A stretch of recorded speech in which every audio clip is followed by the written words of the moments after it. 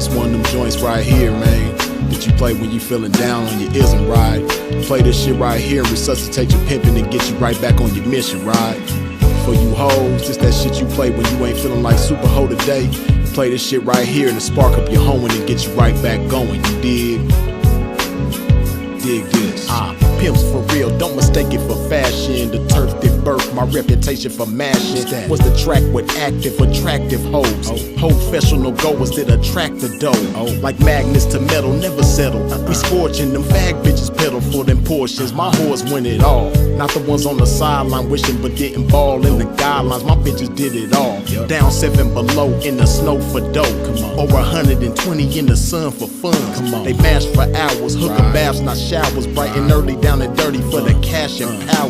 They gotta get the cash, the towers, and reach it all to a pimp. In my position, I'm all but exempt. These bras not wimps, I'm like them renegade bitches. BFFs with tricks but never getting paid riches. Grenade bitches, they dynamite, blowing up on the pimpin' and missing when the time is right. But when they life gets strife, they see pimpin' shining bright, but they action is life without. Bitch, one strike, you out.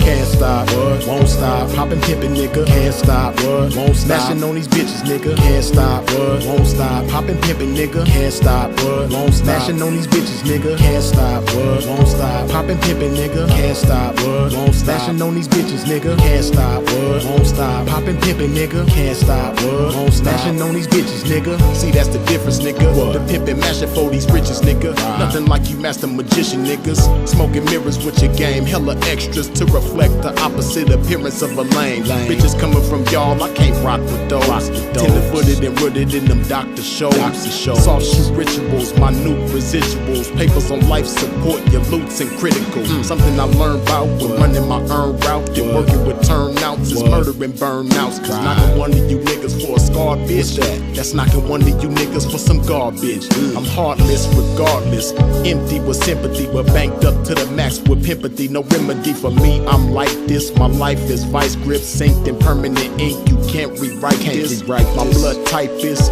P positive, beautifully deposited with a lot of it. I'm popping this shit, and when I pop it so hard I make a trapping ass bad bitch wanna hoe hard. Can't stop, won't stop. Poppin' pimpin', nigga, can't stop, won't stop. Smashing on these bitches, nigga, can't stop, won't stop. Poppin' pimpin', nigga, can't stop, won't stop. Smashing on these bitches, nigga, can't stop, won't stop. Poppin' pimpin', nigga, can't stop, won't stop. Smashing on these bitches, nigga, can't stop, won't stop. Poppin' pimpin', nigga, can't stop, won't stop. Smashing on these bitches, nigga. Come on, pimpin', man, pop that shit. Show these sucker niggas they can't stop that shit. Let these hookers know if they wanna cop that shit. Treat the bag like it's hot, bitch, and drop that shit. And to you hoes, if you ever took a loss, bitch, show these bitches how to bounce back like a boss, bitch. Let them know that the best way to floss, bitch, is reach that paper to some pimpin' hoe and toss it. Can't stop, won't stop. Poppin' pimpin', nigga, can't stop, won't stop. Smashing on these bitches, nigga, can't stop, won't stop. Poppin' pimpin', nigga, can't stop, won't stop. Smashing on these bitches, nigga, can't stop, won't stop. Poppin' pimpin', nigga, can't stop, won't stop. Smashing on these bitches, nigga, can't stop, won't stop. Poppin' pimpin', nigga, can't stop, won't stop. Smashing on these bitches, nigga.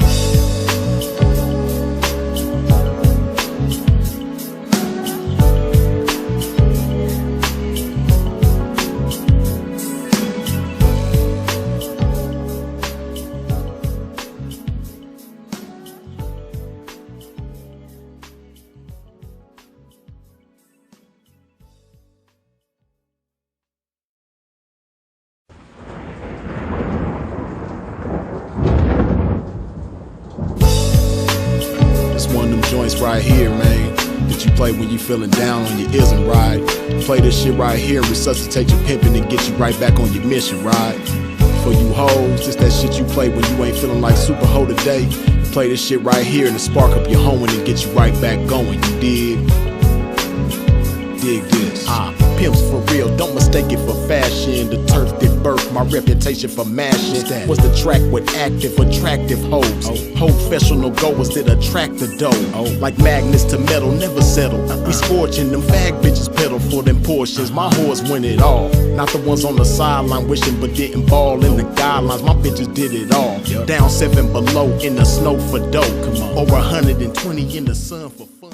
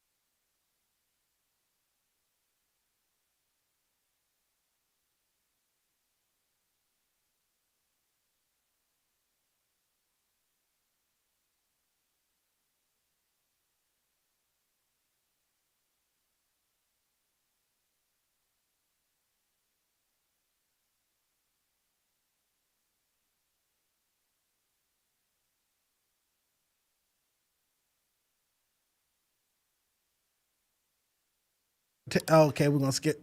I'll let No, somebody else read read it. it. I can read it. Why does Poetic Flakko protect Lil Boom but wants Young Thug to get life in prison?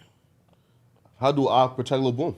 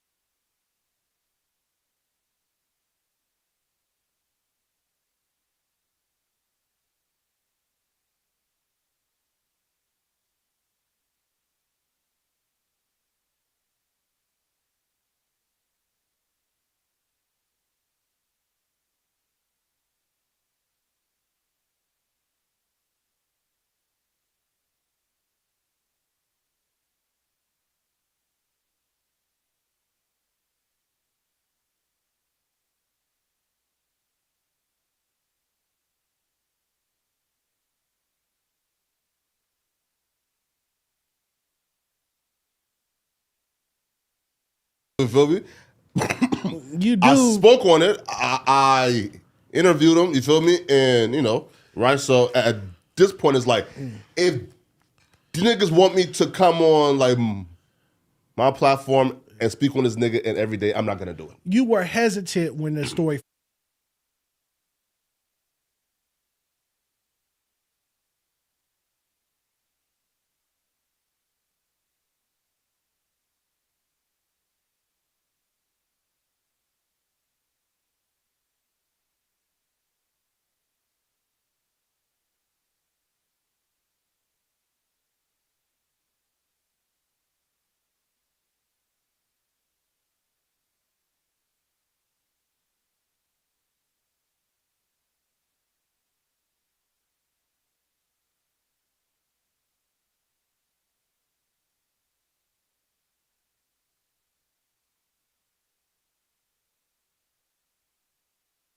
was broke, were you not?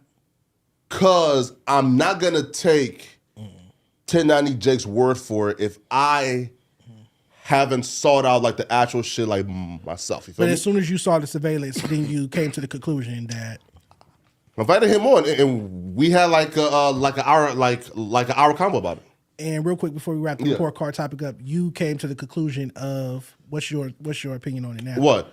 Now that you've seen the footage. Definitely touched the person, right? Yeah. Multiple times. Now, like in terms of where, like the ass. No, or ain't the no head, in terms of where our eyes don't were. know. I don't give a fuck.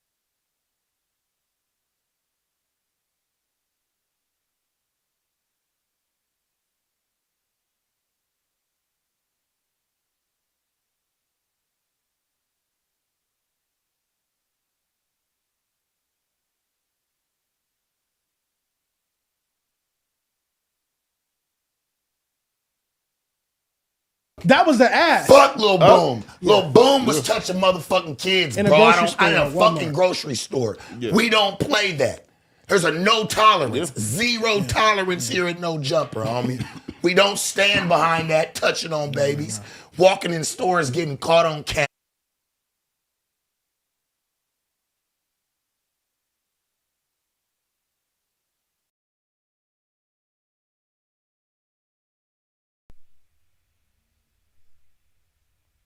God damn, man.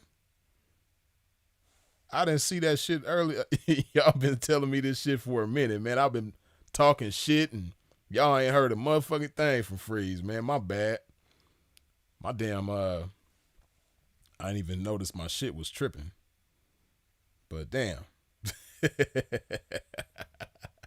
It's 66 of y'all up in here. Y'all just watching the pimp and ain't hearing the pimp. Y'all crazy. Hey, my bad, man. Let me run this shit from the top, man. Damn, y'all ain't heard nothing. We've been live for shit 18 minutes. Tripping, my bad. I don't know what happened. But yeah, so what I was talking about, what y'all didn't hear, was my commentary on this shit. Like I said, man, I don't know how didn't nobody know this dude was weird. I wasn't even reading. Y'all done gave me super chats and everything, man. My bad. I was so busy going in. Excuse my pimping. But yeah, man, like I said, this video came out 5 years, almost 6 years ago, right? This one of Lil Boom's music videos from 2018, almost 6 years ago. Now, I'm guessing he was probably about 20 years old when he put this video out. But the shit is weird. That's why I said, man, like, this is who y'all was surprised by. This is who y'all was surprised was, you know, touching people inappropriately in public places and shit. Look at this shit. Creep.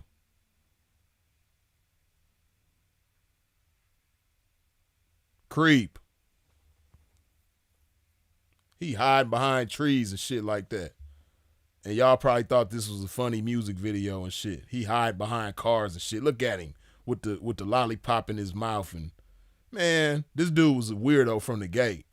You know what I mean? Like if I would have seen this, like I said, I never heard of Lil Boom up until a few days ago when all this controversy broke out. But if I would have seen this video back when it first came out, I immediately would have said, dude was a weirdo. Straight up. You know what I mean? Like I showed y'all that picture. Let me show you the picture again. This dude weird.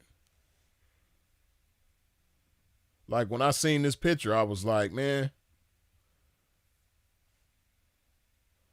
I don't know. This is weird. Now I know y'all, some of y'all probably, you know, defend this part because of the whole anime culture and shit like that. But this is strange to me, man. I don't care anime or whatever. This right here is strange to me. And his whole demeanor just ain't cool, man. You know, I don't get why everybody is so surprised that somebody like this got caught doing what he was doing. You dig? But back to this. This is, you know, Flakko. And like I was saying when y'all couldn't hear me, man, I done said a whole bunch of shit, man. Anybody who, if you pay attention to Flakko, anybody who knows Flakko already knows that he got a stuttering issue, right? If you've ever spent a lot of time or been closely around somebody who stutters, like me, I got two pimp partners that both have stuttering issues. One of them is worse than the other, but they both stutter. I got a partner who I was real close to as a child. He stuttered a lot. So one thing about anybody I ever knew who stuttered, when they get nervous, they stutter and get on 10. You know what I mean? They pedal to the metal with the stutter when they nervous, right? And Flakko is clearly nervous on this video right here. So, you know, he's gotten better probably with his stuttering. Cause I notice, you know, sometimes I'll catch one of his videos on his channel and he'll do like a clip where the camera is on him steady and he not stuttering and shit. And you could tell that he like working on the shit. You could tell he done got better. But man, when he get nervous, boy, hey man, he's stuttering. He nervous like a snitch in the gangster party right here, man. Watch him. Pay attention. The stuttering is on 10. And then, all right, Puerto Rican AD said, why does Poetik Flakko protect? Oh, okay, we're going to skip. I'll let somebody else read it. I can read it. Why does Poetik Flakko protect Lil Boom but wants Young Thug to get life in prison? How do I protect Lil Boom? You feel me? You do. I spoke on it. I interviewed him. You feel me? And, you know, right? So at this point, it's like, if the niggas want me to come on, like, my platform and speak on this nigga and every day, I'm not going to do it. You were hesitant. Man, this is what I don't like about Flakko, man. Like, when he get under pressure, man, he turn into a straight punk. He just a big old teddy bear, man. You know, the only time I seen him let his nuts hang was when he pressed up on, what's his name? Lush. He got tough with Lush. But Lush, you know, Lush is, he ain't nobody to get tough with. You dig? Like, he ain't nobody to get points off of. It's like, oh, you got tough with Lush. That's like getting tough with a little kid. You know what I mean? Like, Lush ain't gonna bust a grape in the fruit fight. So you don't get no points with Lush. But he did call Lush out for the fade and all of those shit. But, and then, you know, No Jumper has been known to fake shit, so we don't know how authentic that was. But for the most part, man, when Flakko ever get under pressure, man, he just turned into a teddy bear. He big mushy punk, man. And I just don't like how when they was pressing him, he just was giving these punk responses, these punk answers. And the stuttering is on 10 on top of that. When the story first broke, were you not? Because I'm not going to take 1090 Jake's word for it if I haven't sought out like the actual shit like myself. You feel But me? as soon as you saw the surveillance, then you came to the conclusion that I invited him on, and we had like an hour combo about it. And real quick before we wrap the report card topic up, you came to the conclusion of what's your opinion on it now? What? Now that you've seen the he footage. definitely touched the person, right? Yeah. Multiple times. Now, like in terms of where, like the ass. No, or ain't the no head, in terms of where our eyes I don't were. know. Now, see, Flakko, he's so slow, he don't even understand what he's doing to himself right here. He talking about, as far as where he touched the person, I see that he touched somebody, but as far as where he touched them, I don't know. Now, this the thing, right? It doesn't matter. We saw that he clearly touched somebody on their rear end, right? We seen that on video. For those of y'all who ain't seen the video is out there. And I seen the video. I'm not going to play certain parts of the video because I don't like watching that type of shit, but I did see it. He clearly touched somebody on their rear, right? But this is the thing though. It don't matter if you touch somebody on their back, their hand, they head, where they shoulder. This man touched two girls that were the ages of 10 and 17. Both of these girls are minors. They're children. You not supposed to be touching nobody's children, especially children who don't know you. You don't know them. You in a public place. This y'all first time ever seeing each other, and you're touching them and following them around in the store like he was. You watched the video. He clearly followed the girls in the produce section. He touched both of them, and then he followed them when they walked up to their family and touched them again. You dig? So I just don't like how Flakko is just being being a punk. And see, he probably, you know, everybody's manhood is different, right? And Flakko, you know, he like a lot of these people nowadays, man. A lot of people don't stand on nothing nowadays. People don't have rules. People don't have integrity. People don't have dignity. That type of shit don't matter. People don't have character no more. Like, that shit don't even matter in this internet world, you know, to most people. But to real men, that shit still matter. You dig? And his manhood just ain't wired the way it's supposed to be. Because, you know, I'm a street individual, right? And me being a street individual, I'm totally anti-snitching. Ain't never snitched on nobody. You ain't gonna never find Freeze's name on nobody's paperwork or no court case or no court no motion, no discovery, you ain't gonna find my name on nothing dirty. You dig? I done caught a few cases in my life, and each case I stood solid, and I ain't never, I don't have that problem. But there's people that I've been cool with, that I was very cool with, that come to find out they end up doing something like that, and I seen that individual and wouldn't shake their hand and told them why. You dig? And they was pleading their case, and I was like, nigga, hell no. You dig? So that's me. And I know most people ain't like that, and that shit don't matter. You don't get paid to disassociate yourself with certain people. Like Flakko, there's no benefit to him by disassociating himself with Lil Boom. You know what I mean? But for me, the benefit is, my integrity stays intact. My reputation stays intact. That's why that dude that I'm talking about, who I was cool with, and he know who he is, and he know what happened when we seen each other. I sleep good at night knowing that I can do stuff like that. Somebody that I was very cool with, used to kick it with all the time, chop it up with, you know what I mean? All the stuff. You did campaign with all of that. But you's a snitch now. So that's over with. That's me. Right? And like I said, I didn't get paid for that. Didn't no broads come choose me because I did that. I didn't have no kind of, my credit score didn't go up because I did that. No type of benefit other than, like I said, my integrity is intact and my reputation is good. And can't nobody ever say Freeze was kicking it with a snitch. Freeze was defending a snitch. Freeze was chopping it up with a snitch. Even somebody who I was cool with. And the dude I'm talking about, me and him was way cooler than Flakko is with that guy. Like, this somebody who I actually knew in the streets personally. Right? So, but again, like I said, Flakko's a prime example of most people in today's times where, rules don't matter, just nothing matters. You know what I mean?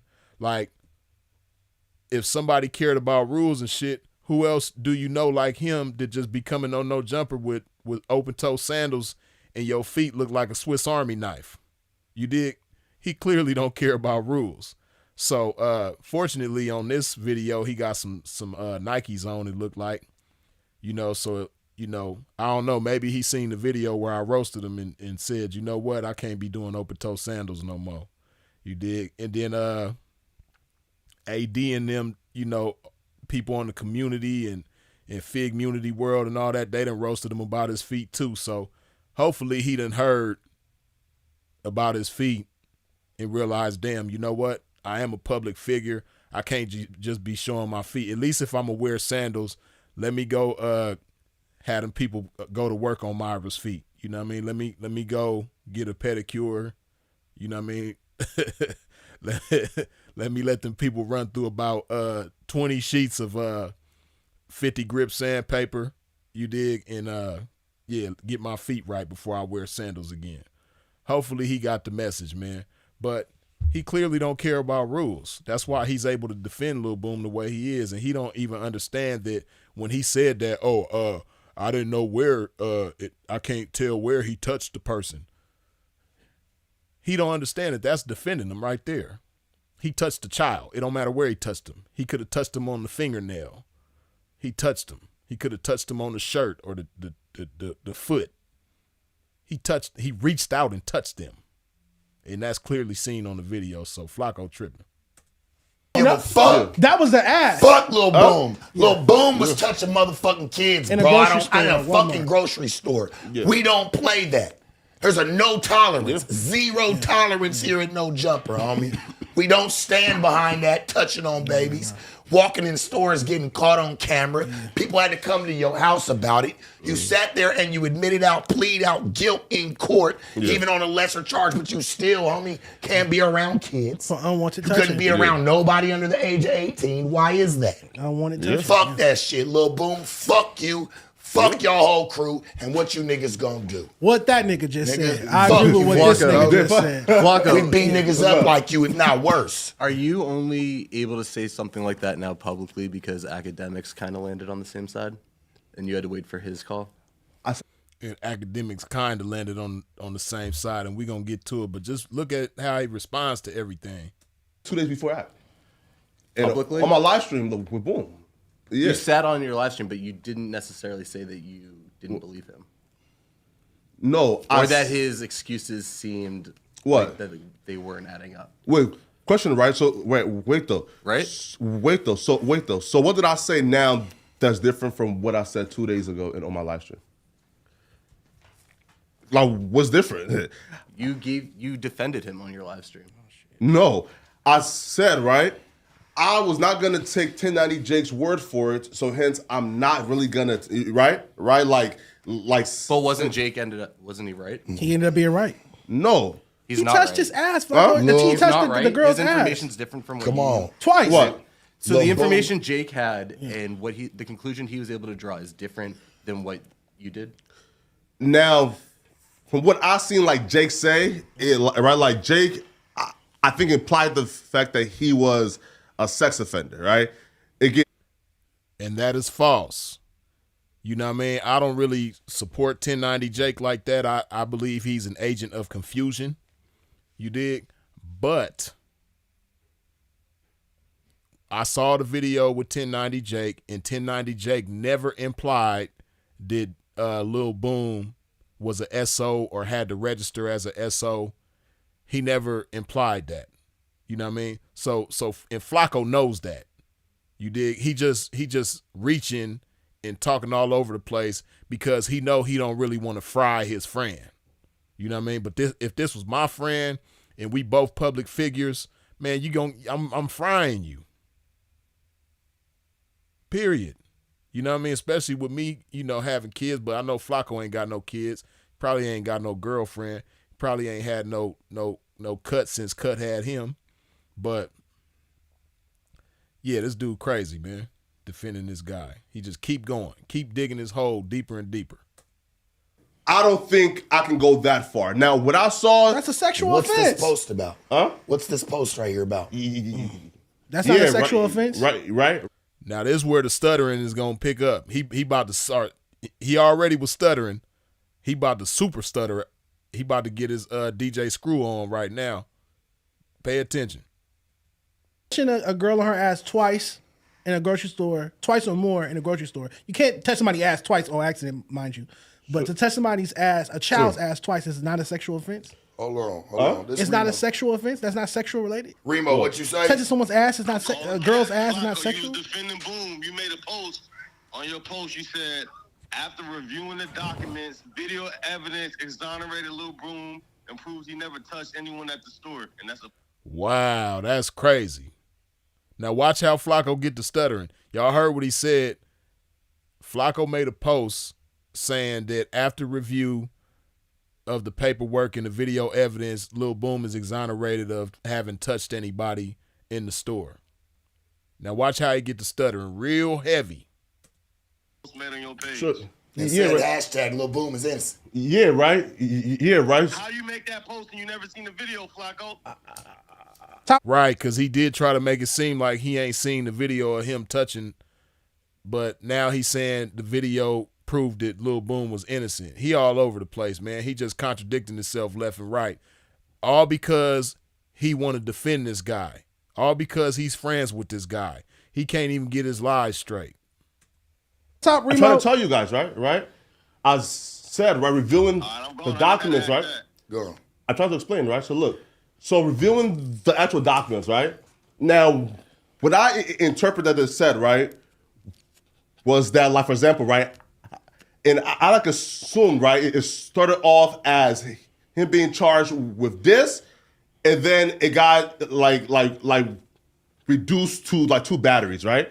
You feel me? He still got all this. But I found out though that he was only charged with those 2 batteries, so I was wrong, right? In terms of it never got like reduced, Yeah. Flacco, the nigga did it. It's clear as day. It's Of open. course. It's Fuck open Lil shut. Boom. Yeah. He Fuck touched their somebody. whole camp. He touched someone. No, he touched Yeah. that little girl. Why all these niggas getting the same He touched the allegations? girls. Flacco. But where he touched followed them, that's her. what people is like. And see, people overlook that. But, Sharp just made a good point. Why they whole crew getting these same allegations?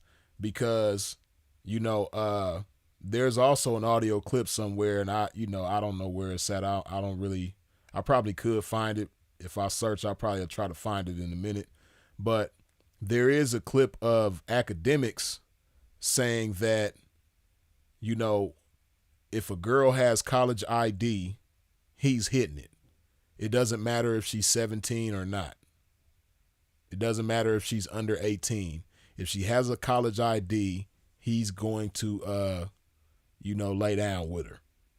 Akademiks said that out his mouth. You dig? So you got Akademiks saying that. You got Lil Boom with this situation going on, him, being a straight weirdo. And then you got Flakko defending this shit, and Flakko is a weirdo himself. Now, I ain't never seen no allegations of Flakko having anything to do with underage anybody, but what I do know is that Flakko is strange. He be Peter gauging, he always talking about other men's meat. He just weird. You dig? Like, he's a strange guy. So, Sharp makes a good point. Like, they whole crew just keep coming up with these weird situations and allegations. Still weird to us. You On feel her me? ass. He followed her. That shit was weird as fuck. Shit weird as Listen. fuck. That shit's mangy, bro. That's a Them child. little girls is trying to get the fuck away from him. He's following them through the store like, hey. Like, who does that, bro? I wish all of them was my kids, and I would have just caught him coming around the corner like, what? Yeah. It's crazy. Nigga look like Skeeter from Doug. Nigga, I'd have knocked your bitch ass out, nigga. Walk around my kids like that, nigga. Let's go to the last page, Josh. Bitch ass nigga. Fuck you and your whole crew, nigga. What? Nigga? Yeah, I agree. Fuck Boom. Now what, That's nigga? a sick shit. You niggas Very ain't gonna sick. do shit neither. I don't right, so- even think that they're like Niggas is bitch made. Fuck them. defending him though, right? You feel me? But like, cause we heard You want like to keep? And see, as you gonna see, they keep trying to tell Flakko, man, like, leave it alone, man. But Flakko keep on defending this dude, not even understanding what he doing with his goofy ass. In a little Boom conversation? no, right? No, because we heard like Kyrie, I think AJ, right? So right. So like nobody there is saying like Boom didn't conduct the actual battery, right? Because he claims that he touched them and on like their hand, right?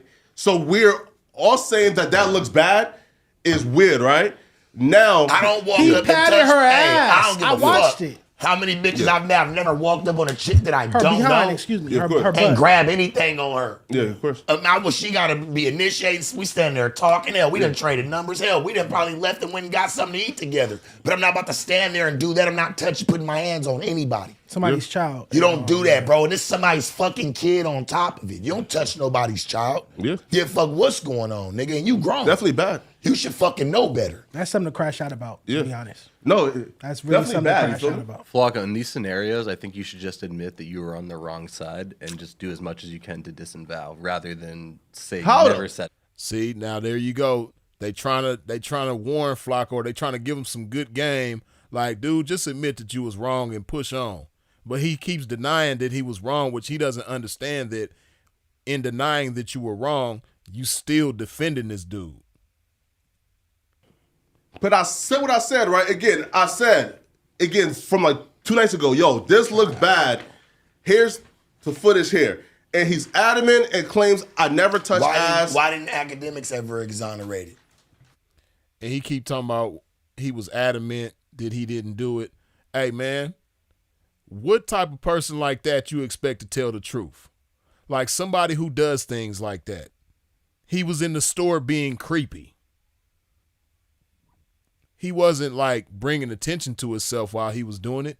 He was being creepy about it. He was trying to be discreet about it, which means he doesn't want people knowing that he's into that type of stuff. So, of course, if somebody put the spotlight on it, he gonna deny it. because he's not proud of that. He's into it. He likes to do that type of stuff. You know, he obviously finds some type of pleasure in doing them kind of things, but he obviously also doesn't want people to know that that's what he's into. So of course he gonna deny the shit. So he talking about, oh, well, he adamantly denied it. Come on, man. That's to be expected. Of course he gonna deny it. Of course he gonna lie about it. You dig? But you kind of exonerating it. You changing the narrative. His own homie was like, fuck that. Eventually, not initially, but after a couple of days. He had to. After a couple, because he got He got had- business Exactly, to do. because he got you brands to have work to. with. You have to say, yo, I was wrong on this one. Like, this doesn't look good. But we're all saying the exact same thing, though. Fuck the Akademiks. We're not saying Flakko's such a lame, man. He's a lame and just such a punk. Like, dude, why are you such a punk? You know what I mean? Why you can't just say you was wrong and like stop trying to justify your stance? Because your stance is wrong. He's still wrong. He still want to defend dude right now. He still don't think dude was wrong. He still want to be friends with him. Their whole saying- crew, nigga. Fuck No, them you niggas. saying that Niggas it's you. lose. You didn't want to You're make ignoring the part where fucking you were losers. wrong. Huh? You're ignoring the part You were where you were wrong. hesitant to talk about it in the first I place. was No, you were wrong adamant about to it being defend reduced. him. Yeah, of course, right? He wasn't like hesitant to talk about it. He was adamant to defend him. A bit of both. What? And listen, That's why I'm I'm trying. ain't defend nobody, feel me? I'm gonna just say I've heard about niggas fighting lawsuits and all types of shit. Ain't gonna say names. I just know what I know. That's There's what some you- shit that's, hey homie, there's some shit that's unraveling. Through the grapevine? All we gotta do is just sit back, Who's grab the suing? popcorn and watch. wait, who's suing? Don't worry about it. Just know all we gotta do is sit back, grab the popcorn and watch, man. We can close. Can we close out with Rafi the Plug's grade? Yeah, sure. All right. So And Rafi- what's his I'm grade? glad you did that. He knew. That's why he said I wasn't gonna bring up them super chat shit. He said because it was gonna At the detour appropriate time. He, You he did was right. right.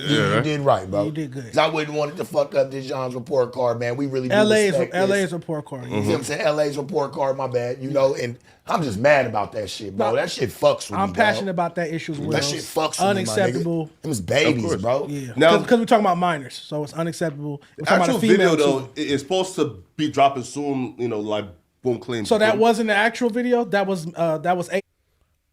Now look at what he's saying. The actual video is supposed to be dropping when at this point, videos is already out there of him in the store touching on kids. But now he talking about the actual video is supposed to be dropping like that's gonna help Lil Boom or something. Clear his name. Boy, Flakko lame as hell, man. I watched. What? I watched the AI grocery store. Oh no, I'm department just telling video. you like what in he's saying, right? Yeah. What he's saying, what Lil Boom is saying. Why do you care? Why are you hanging on everything that Lil Boom say?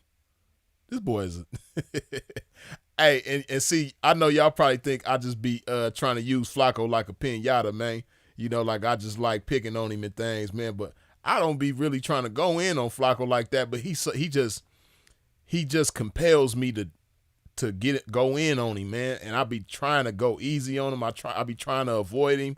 You know, I try to do the Barry Sanders and sidestep him. But man, he just keep getting in my way. You know, he just keep jumping in front of me like, let me have it, Freeze. Let me have it. You know what I mean? Like, he just keep coming back, man. I just don't understand it, man. It's like he just so lame, man. I can't avoid him. This is from. You want to read this one, Shark? How you say he that? claims that it's oh, dropping soon. Right here, what we gonna do right here. The next one is, what's this? Naquan? Bro, stop capping. You want to come on here and hold rappers accountable, but not your people. Flakko with the cap up there. But listen, but how am I capping? And listen, we all seen the video and he touched the person. Now the debate is, where did he touch him? You feel me? That's not the debate. That's your debate, you goofball. That's what you say to make yourself feel better about your friend who you keep on wanting to defend. It ain't no debate about where he touched anybody. That's his debate, which is also your debate. See, he don't understand how he keep defending this dude. You know, it's children in question that he touched. It don't matter where he touched them. They are kids. You're not supposed to touch a kid at all about nothing. Period. Why are you like, okay, let's say he touched him on the hand. What? You know what I mean? Them little girls was uncomfortable. They tried to get away from him. And he followed them with his weird ass. Matter. You're debating that. I don't wear glasses. No one's debating that. I don't wear glasses. That's fucking weird as fuck. Yeah. Question though. Come on, It was on her butt. Have a sense. It was on her behind, on her buttocks. You bigger than this, George, Flakko. wait though, right? Yeah. This not the hill to die on, Flakko. I'm telling you right now as a brother. Man. He trying to warn him, man, like, bag up off this, man. Just, you know, just accept the fact that your friend is a weirdo. And, you know, you even if you just, because Flacco's lame like that, he probably still friends with Boom right now. He probably on the phone with Boom right now, chopping it up. You know what I mean? Trying to give Boom some game on how to rectify itself when that's impossible because it's over with for you. You didn't even have a career for real. You know what I mean? Because I never heard of him before this shit. You did. A week ago, I never even knew Lil Boom existed. But Flacco probably still cool with the dude right now. And it's like, you know, at least for the sake of your image, man. Like, you already look weird as hell as it is. You already a lame as it is. You know, you already be going on no jumper with these open toe sandals when your feet look like Swiss Army knives as it is. You know, and the list of weirdness, you know, you be Peter gauging and all type of, you know, you be checking men's manhood out and all that. The weirdness goes on and on with Flacco. Bad enough. Now you won't hear defending a predator. You dig? He just don't understand, man. Hill to die on, bro. It's different hills that you pick your struggles, you pick your battles. I'm trying to say, right? This not the one, brother. This I would set this one down. Wait though, right? But George just said, right, that y'all listened but to act and agreed, right? To act and held him accountable, right? Eventually. I didn't No, right? Not right? off bat. Because Yes. Ack was defending him Sure. like you are as well. No. But then he all of a sudden he stopped. Yes, right? But last night though, and Ack said the same thing that y'all agree with, right? Which is y'all agree with. Like, boy, if you don't shut your broken record Milli Vanilli ass up, man, this dude tripping. I don't know, man. It made me wonder, like, damn, what did Lil Boom do to you, man? Like, did Lil Boom do something to you, man, to like make you hooked on him the way you is, man? I don't know. Now I'm starting to think it's a deeper problem, man, because he is just like going against the world for Lil Boom. Like, what did Lil Boom, what y'all got going on, man? This is weird. You know, it went from you looking lame to looking crazy to looking like even more weird than you already do. I don't know. Maybe it's just a thing that maybe that's what weirdos do. They go hard for each other, man. I don't know, but this shit looks very strange. Yo, it looks bad, but I can't say that he touched the girl and on her ass. So because no. Excuse me. No. I'm saying, right? If y'all saying that y'all agree with Ack, then what's your issues with what I'm saying? I never said I agree with never Ack, and said I don't try agree to with use Ack Ack as a scapegoat, Right. and don't try to hide No, Ack no, on no, this one. no. I don't give a fuck what Ack said about it. We just Right. added a little context and Where's said the he thing? finally came around to holding him accountable. That's what I'm confused That's about. Feel me, that's right? Yeah. ancillary. That has nothing to do with your argument. Hey, That has No. nothing to do with your argument. That's what I'm confused about, right? When y'all let me tell you something. say, right, that I like There is agree with paperwork. Ack. No, Yeah. and I like that about him. That's cool. I ain't had the same energy with Adam. Nigga, Adam don't got no paperwork. Adam don't got none of the shit that Lil Boom and all these other niggas No got video really coming. footage, No no video video footage. footages of this shit. Yeah. Like where it's unfucking deniable, bro. That shit was just speculation. This shit is real. Yeah. This shit Tangible. really happened, bro. Tangible, yeah. It's right there in our motherfucking face. Yeah. Yeah. And that ain't nothing. This ain't no, just because I want to come single out Lil Boom because he's a fuck nigga and he's a little bitch. That ain't the case. I can deal with him on a whole nother tip of that. But when a nigga does this, I don't give a fuck. This is my best friend, dog. Yeah. I can't fuck with that nigga. Well, it was no brought more. up in the chat. We It didn't start talking looks bad about it. for sure. We didn't start talking about it. It was brought up in the chat. Yeah, like, I don't, So that's why we I started just talking don't about the fuck Boom with that topic. shit. I don't rock with it and I don't stand behind it. Straight weirdo. So now I want to go to the video Flakko did.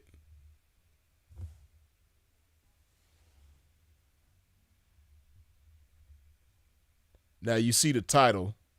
The title says, "I was wrong." But it's like, when you pay attention, when you pay attention to this video, you can tell that Flakko, and it's just my opinion. Y'all might watch this video and feel differently about it, but this is just my take. Like, Flakko did this video begrudgingly, like, because he still, got whatever type of feelings for Boom that he still got. You know what I mean? Whatever type of love or whatever he got for Lil Boom. I think Flakko still feel the same way about Boom now as he did before this whole situation hit the fan. And, even though he's acknowledging that Boom was foul, it's like, again, like I said, it's like he did it begrudgingly. Like he didn't want to make this video, but he felt like he had to. That's what, like, he didn't have no choice. Like, he was backed into a corner. But they made a good point on the No Jumper clip I was just showing. When it comes to other people, Flakko goes in, right? But when it comes to your friends being foul, you want to defend them even if they wrong. You dig? So the dude is just a weirdo, man. But before we continue, let me give some acknowledgments right quick. Hold on.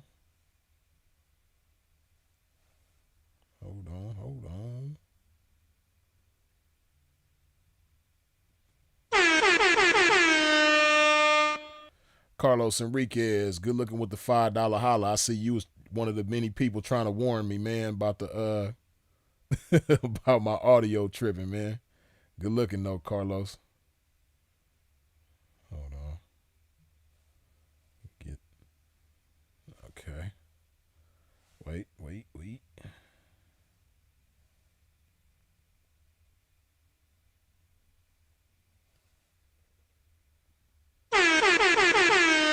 Sucker repelling, good looking with the $2 holla. Can't hear, Pete, man. Good looking, let me know, man. Even though I wasn't paying attention to y'all, man. That's my bad. Matthew Davis, good looking with the $5 holla. We can't hear you. Sucker repelling hit me with the double, reminder. Good looking with the $2 holla. Then sucker repelling, you hit me with it again. Let me know I was good, man. Appreciate you. Aaron Moses, good looking with the $2 holla. He need a girlfriend. They need to him. Lil never had an ex. I think you had some typos in there, brother, but good looking with the $2 holla, man. Appreciate you.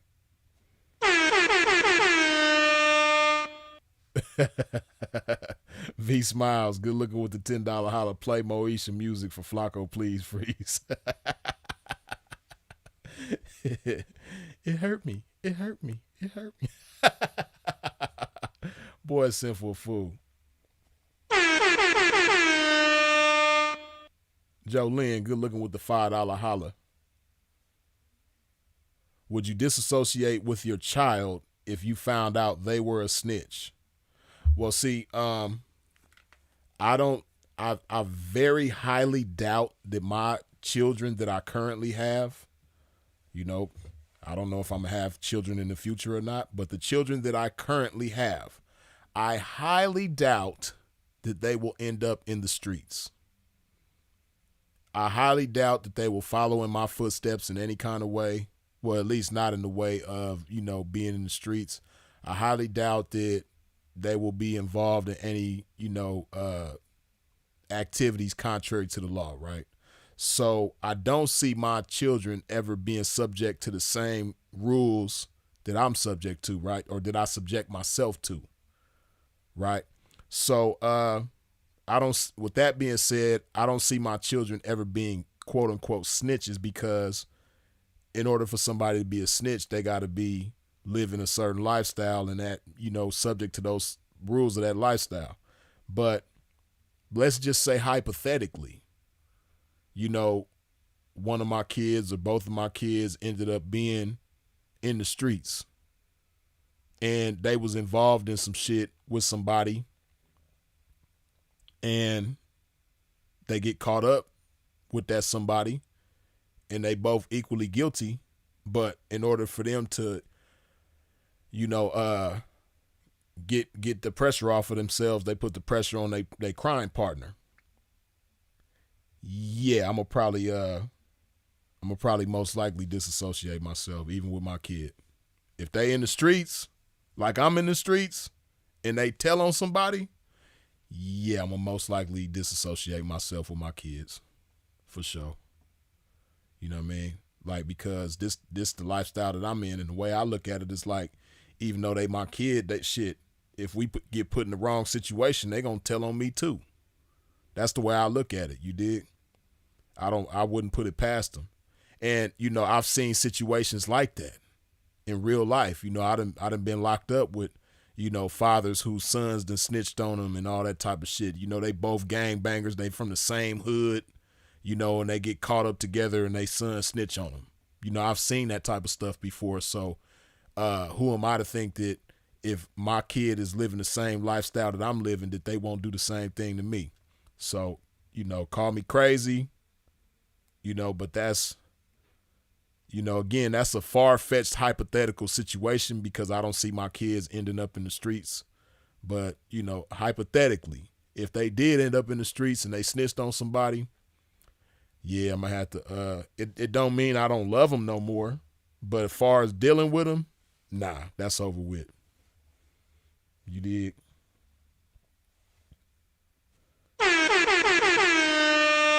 Liberty for all, good looking with the $2 holler.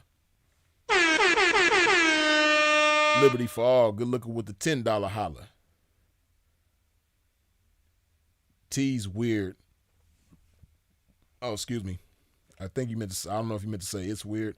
It's weird how when you spoke on your cases, you was the one stuttering, but when you explain your homeboy's cases, not one word stuttered. You must be after his gig. Are you talking about me? I don't know. Talking about my homeboy's cases. Yeah, I don't know, Liberty for all. I don't know if you're talking about me. If you're talking about me, once again, like I said, go prove it. That's my thing. If you think I'm lying about something, go prove me wrong. You know what I mean? My California CDCR number is V as in Victor 54476. That's my prison number. You know what I mean? My name is Jason Darrell Wilridge, born October 28th, 1981. You know what I mean? Born in Los Angeles, California. Go look me up. If you think I'm lying about what I'm talking about, go look me up and prove it. You dig? I caught a case in 2004. You know, I was convicted of receiving stolen property, which is a crime that's not even on the books anymore. There's not a felony count of that anymore, but back when it was, I was convicted of that. Go look it up. It was in the newspaper and everything. Go look it up. You dig? Go look up my crimies and see if I told on them or see if they told on me. I caught another case in 2013. Yeah, caught a case in 2013. Look it up. That case was in Virginia. You know what I mean? I'm an open book, man. I ain't got nothing to hide. That'd be my thing. Y'all like putting allegations on people but don't like to prove nothing. That's why, see me, if the clear and blatant proof of these allegations wasn't out there, I wouldn't even speak on this. The only reason why I'm speaking on this is because there's clear evidence of this shit that he done. Y'all notice I ain't said nothing about Puffy in a derogatory way because all of these allegations that they putting on Puff, can't nobody prove nothing. And that's 100. Where you done seen the proof at? Somebody show me the proof of the shit that they saying Puffy did. Where is it video footage of the shit? Where's the proof other than somebody saying out of their mouth that he did XYZ when we know everybody lie? You dig? See, I'm not like y'all internet people, man. I don't just take allegations of people and just run with that shit for clickbait or views and all of those type of shit. I don't care about none of that. You know, I care about my integrity, and I wouldn't feel right, you know, dousing the flames of somebody's situation, and I don't know for sure beyond a shadow of a doubt that it's true. You dig? Same thing with R. Kelly. Y'all can say what you want, but where's the proof?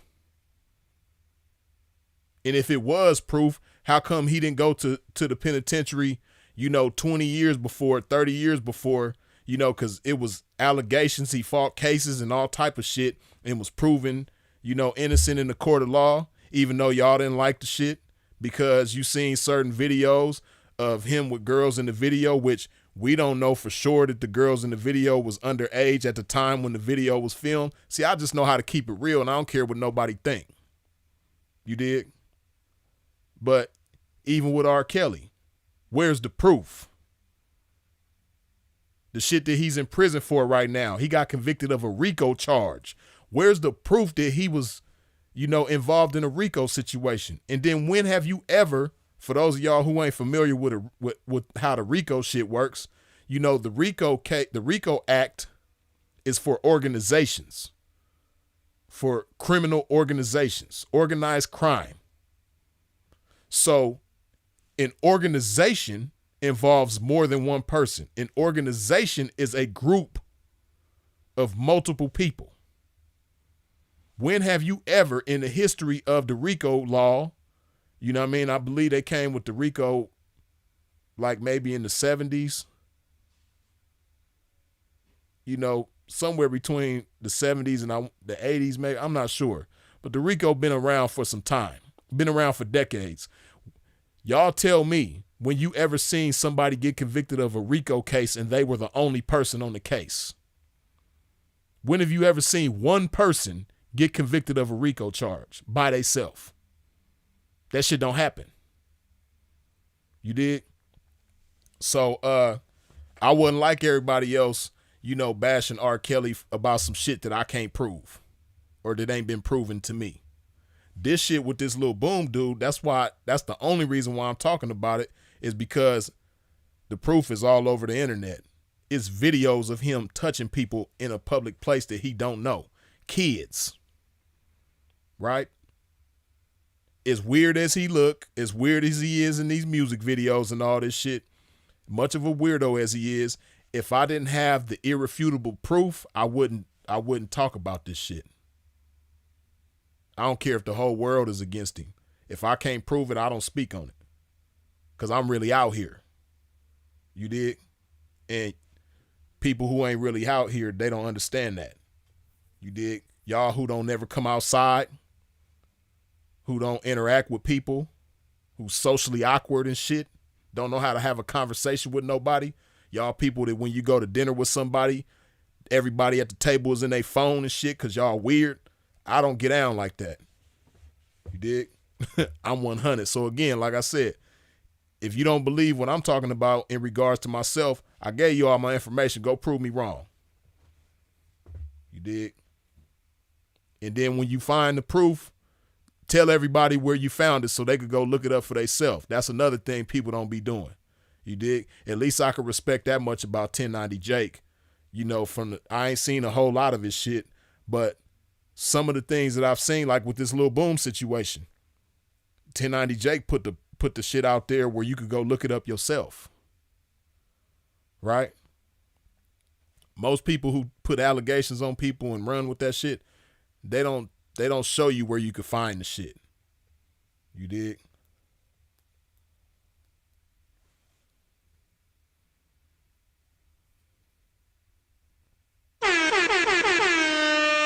Liberty for all, good looking with the $10 holler. The proof involves me proving you stuttered when speaking on your cases, but you didn't stutter one word when speaking on your homeboys. That I guess you meant to say snitched. You said switched, but I guess you meant to say snitched. I never tried proving anything but you're stuttering. But okay, I don't recall stuttering. I don't stutter, but if I did stutter, what are you implying by saying that I stuttered? The only way I could take that is if is if to say that I'm lying. Like, that's why I'm stuttering, because I don't believe what I'm saying. I know that I'm lying, so I'm stuttering. You know, again, I know a lot of things, but I don't know everything. What are you saying? What does that mean when you say that? When you say that I was stuttering, what are you implying? You know what I mean? In the words of Joe Clark from Lean On Me, don't fuck around with it. Get to it. You know what I mean? Shout out to Joe Clark, man. We need more Joe Clarks in the world. You dig? But yeah, man, back to this shit. Like I was saying about Flakko, man. You know, he begrudgingly did this video, as you can see. But let's get into this shit, man. Here we go. Lil Boom and DJ Akademiks have given us classic moments in live streaming history. Whoa. Hey, yo, wait. Hold on.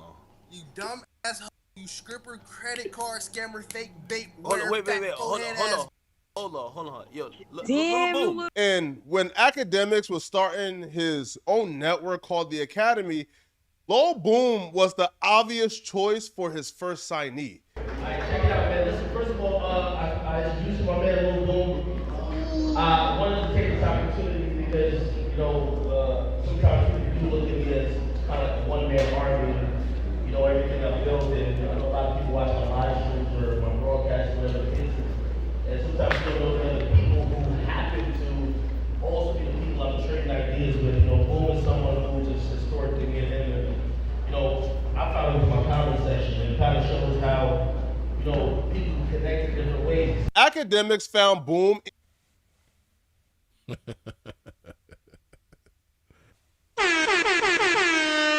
Liberty for all. Good looking with the $5 holla. Only implying to give Flakko a break on his stuttering. That's all. I wasn't roasting him about his stuttering. You know what I mean?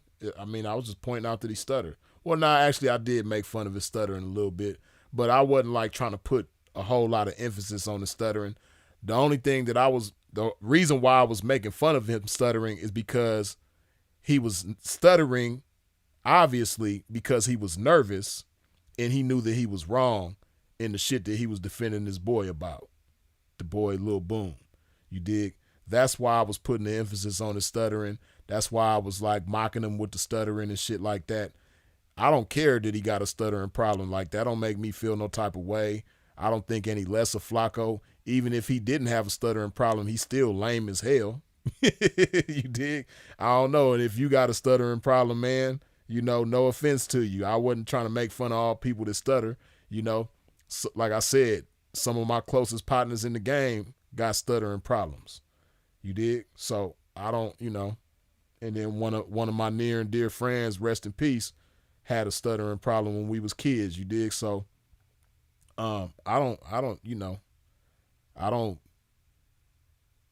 wasn't trying to, like, you know, talk bad about people who stutter. I was just roasting Flakko's ass because he lame as hell.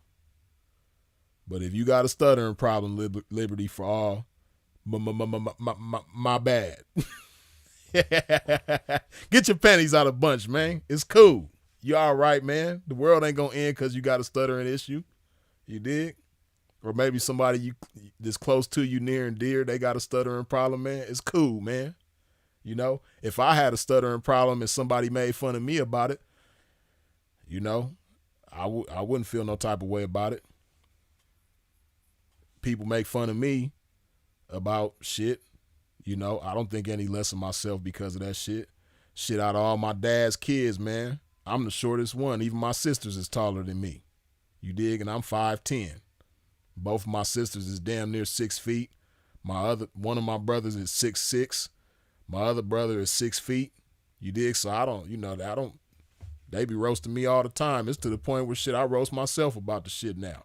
You dig? So there you have it. You know, I pointed out some, you know, an imperfection about myself. You dig? You feel better now? Hopefully so, man. You're welcome. So now you got something to roast me about. Damn, Freeze, your sisters is taller than you. You shorter than the girls? Nigga, hell yeah. So what? It's all good. Shout out to my sisters that's taller than me. Love both of them nearly and dearly. You dig? comment section when he barely had 100,000 subscribers. So it would appear that it was a fairy tale. He found this dude in his comment section that happened to be Lil Boom, who went on to have a successful rap career, who just so happened to... Look at Flakko. He loved Lil Boom so much that he talking about he had a successful rap career. Let's test that, man. This video got 627,000 views. I guess you could say he had a successful rap career. Like I said, I never heard of the guy.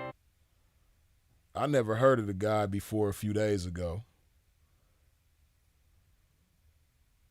Okay, his YouTube channel got 27 million views. His music is probably doing cool on the streams, but it really don't count though because he Akademiks homeboy, so. But of course, Flakko, that's his partner, so he gonna say that he had a successful rap career. Now, one of his closest friends, now he was gonna be the first signee on his network. And things would have been a fairy tale if it wasn't for a Discord beef that Lil Boom had with another mod called Smashy. And see, this is something that a lot of people don't put emphasis on and a lot of people don't talk about. But boy, I would have went and found this boy. If he did this to me, I'd have went to Florida and found his ass and did something to him. Look at what he did with this chick right here, man. This shit is crazy. Further confirmation that he's a weirdo, and I don't understand how Flakko keep defending this dude.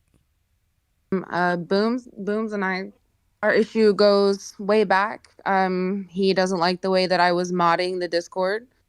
He took issue with that, and we've crashed out a couple times. This last time it started because someone went to Boom and told him that I go around discussing whether or not he cheats on his girlfriend.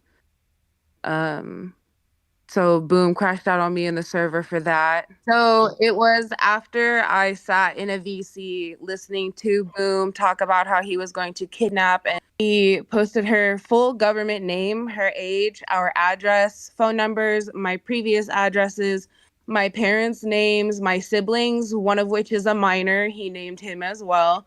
And put all of that information in the Discord. So you see what this dude did, right? Now, some of it was blurred out, but let me tell you what this dude, Lil Boom, did. So he got into it with this chick right here, you know, I guess who's also a mod of Akademiks in the Discord thing or whatever. So they get into it. They, you know, had a little online beef and shit like that. They going back and forth. The dude, Lil Boom, he ups the score by saying that he was going to kneesnap this girl's child, which I think she got a daughter. But whatever the case, her child is only 6 years old. Boy or girl, I can't remember. I think she got a daughter, but her child is 6 years old. So Lil Boom says that he was going to kneesnap the little girl, and then not just that, but put this chick's information, her 6-year-old child's information out there, her address. That's crazy. Like I said, I'm coming to find you. I'm going to do something to you. That's crashing out for real. I'm going to crash out behind some shit like that. Because that's crazy. You put my kids out there in the mix like that, and you know, me, I don't trip on when people do stuff about me or towards me because I'm a grown man. I can handle myself. But when you involve kids that's innocent and can't defend themselves against a grown man or grown people, and then put that information on the internet where it's a million weirdos like you and people that's even weirder than you, if that's possible, that's crazy, man. But yeah, nobody really talks about this part of the situation. They just say he got into it with the chick and then she's the one that put his case information out there. But they don't understand why she did it. And I understand now why she did it. You dig? Because that's crazy. Discord is a weird place. It's like high school. If you have a bunch of grown-ups in a chat room fighting to be home king and home queen, aka mods. So in the case of Boom and Smash, they are like gang leaders. They both had goons and gangs on their side, but Boom gang won the power struggle, and they were able to ban smash and get her out of the Discord and take away her mod. And because her mod was stripped after seemingly being doxxed by Boom and his goons, she decided she was going to get back by pressing charges on Boom. Now, see, look, I'm going to play this part again. I want y'all to pay attention. This is how you know that Flakko is still in defense of this guy. He just totally overlooked the whole point about him threatening to kneesnap her child, and also putting her and her child's address and full names and date of births out there. Flakko just overlooks that whole part as being the reason why she did what she did, why she went and seeked revenge against this dude. He's saying that the reason why she sought revenge was because she lost her mod position. No, man. What about her and her child's information being put out there by Lil Boom? Flakko ain't cool, man. That's why I said he didn't really want to do this video, because if he did, he would have did it right. And that's something that you can't leave out. He played the video, but you can't leave out that a big part of the reason why she did what she did was because he did the foul shit that he did in regards to her and her family, her child, her 6-year-old child, and, you know, her family, her other family members. Look at what he says is the reason and how he leaves that out. In the case of Boom and Smash, they are like gang leaders. They both had goons and gangs on their side, but Boom gang won the power struggle, and they were able to ban Smash and get her out of the Discord and take away her mod. And because her mod was stripped after seemingly being doxxed by Boom and his goons. Seemingly. And then specify the dox. He tries to like sweep that under the rug, but it's really more about the mod position being taken. Boy, Flakko a lame. Decided she was going to get back by pressing charges on Boom. So while trying to find Boom's name to press charges, she ran across some other information that she couldn't believe she found. And how did you get the information you got? Because apparently you're the one who sent it to Adam or something? I've never spoken to Adam in my life. I had the article because I came across it when I was looking up Boom. I wanted his information so I could press charges for the doxing, because that is illegal in the state that I live in. And because I live in this state, I am the victim in this state, so the law applies to this state. So I wanted Boom's information so that I could file for the charges, because they need his address to serve him. And I came across this article. I shared it with a friend. My friend pulled up the charges on his record, and then we pulled up some paperwork. And my friend is the one who put it on Reddit, and that's where No Jumper found it. The information she ran across and began to circulate through Reddit was a Facebook post from Ocala Police Department. The Ocala Crime Stoppers, in collaboration with the Ocala Police Department, put out a Facebook post urging the public to identify this person who was at a local Walmart going up to multiple people, including children, and touching their backside. After it got posted on Reddit, Adam22 reposted it on his Instagram. Now, this would appear to be random because Adam has a cordial relationship with DJ Akademiks. So why would he highlight attention to this if Boom and Akademiks are close friends? Well, that's because 6 months prior, Boom and DJ Akademiks did color commentary on Adam22's wife adult tape with another male performer called Jason Love. And see, like, this dude, Lil Boom, he obviously is a reckless guy. See, man, when you got dirt on your name like he does, hey, man, you don't need to be on the internet bothering people, because the internet is treacherous, as you can see. Like, when you got that type of dirt on your name, you need to be smooth. You need to be the smoothest person on the internet. You need to be the least confrontational person on the internet when you got this kind of dirt on your name, man. But I'm glad that he was confrontational. I'm glad that he was starting shit with people, because had he not started shit with people, we probably still wouldn't know this shit. You dig? So Hey, everything happens the way it's supposed to. How do you feel about the scene starting with her licking the shaft and then the balls? Yeah, I could do without this part. Let me skip past this. But that's just, Boom and Akademiks talking about Adam's wife doing the scene. And I guess they call themselves roasting Adam. I don't know, but yeah. Are unpunished because Adam would apparently be getting his get back 6 months later on Lil Boom. Because Adam would make sure he would bring as much attention to this as possible. No Jumper will make several posts about the Lil Boom situation in a 24-hour period. And No Jumper would seemingly be the one that brought attention to this situation to 1090 Jake. And 1090 Jake would make a video on the Lil Boom situation, breaking down the paperwork and essentially confirming to the public that Lil Boom touched the behind of a 10-year-old. I didn't know who the Boom was, to be honest with you. Like, I never heard of him. I never seen none of the songs or nothing like that. So I just seen it on Adam's story, and I saw it said Ocala Police. And the second I seen Ocala, it's like, well, I'm going to be able to figure this out in 2 seconds. In the now deleted video, 1090 Jake will confirm the accusations, and he will also say that Boom pled no contest and was adjudicated guilty on the 2 charges of battery. Now, 1090 Jake in a now deleted video would also say that Lil Boom's own brother snitched on him when the police showed up at the house looking for Boom to arrest him. Now, Lil Boom, in response to 1090 Jake's video on him in terms of this particular situation, Lil Boom will threaten 1090 Jake with a lawsuit and claim that him and Adam would both be in a lawsuit that he's announcing on January 29th. That's not me. I'm not Adam.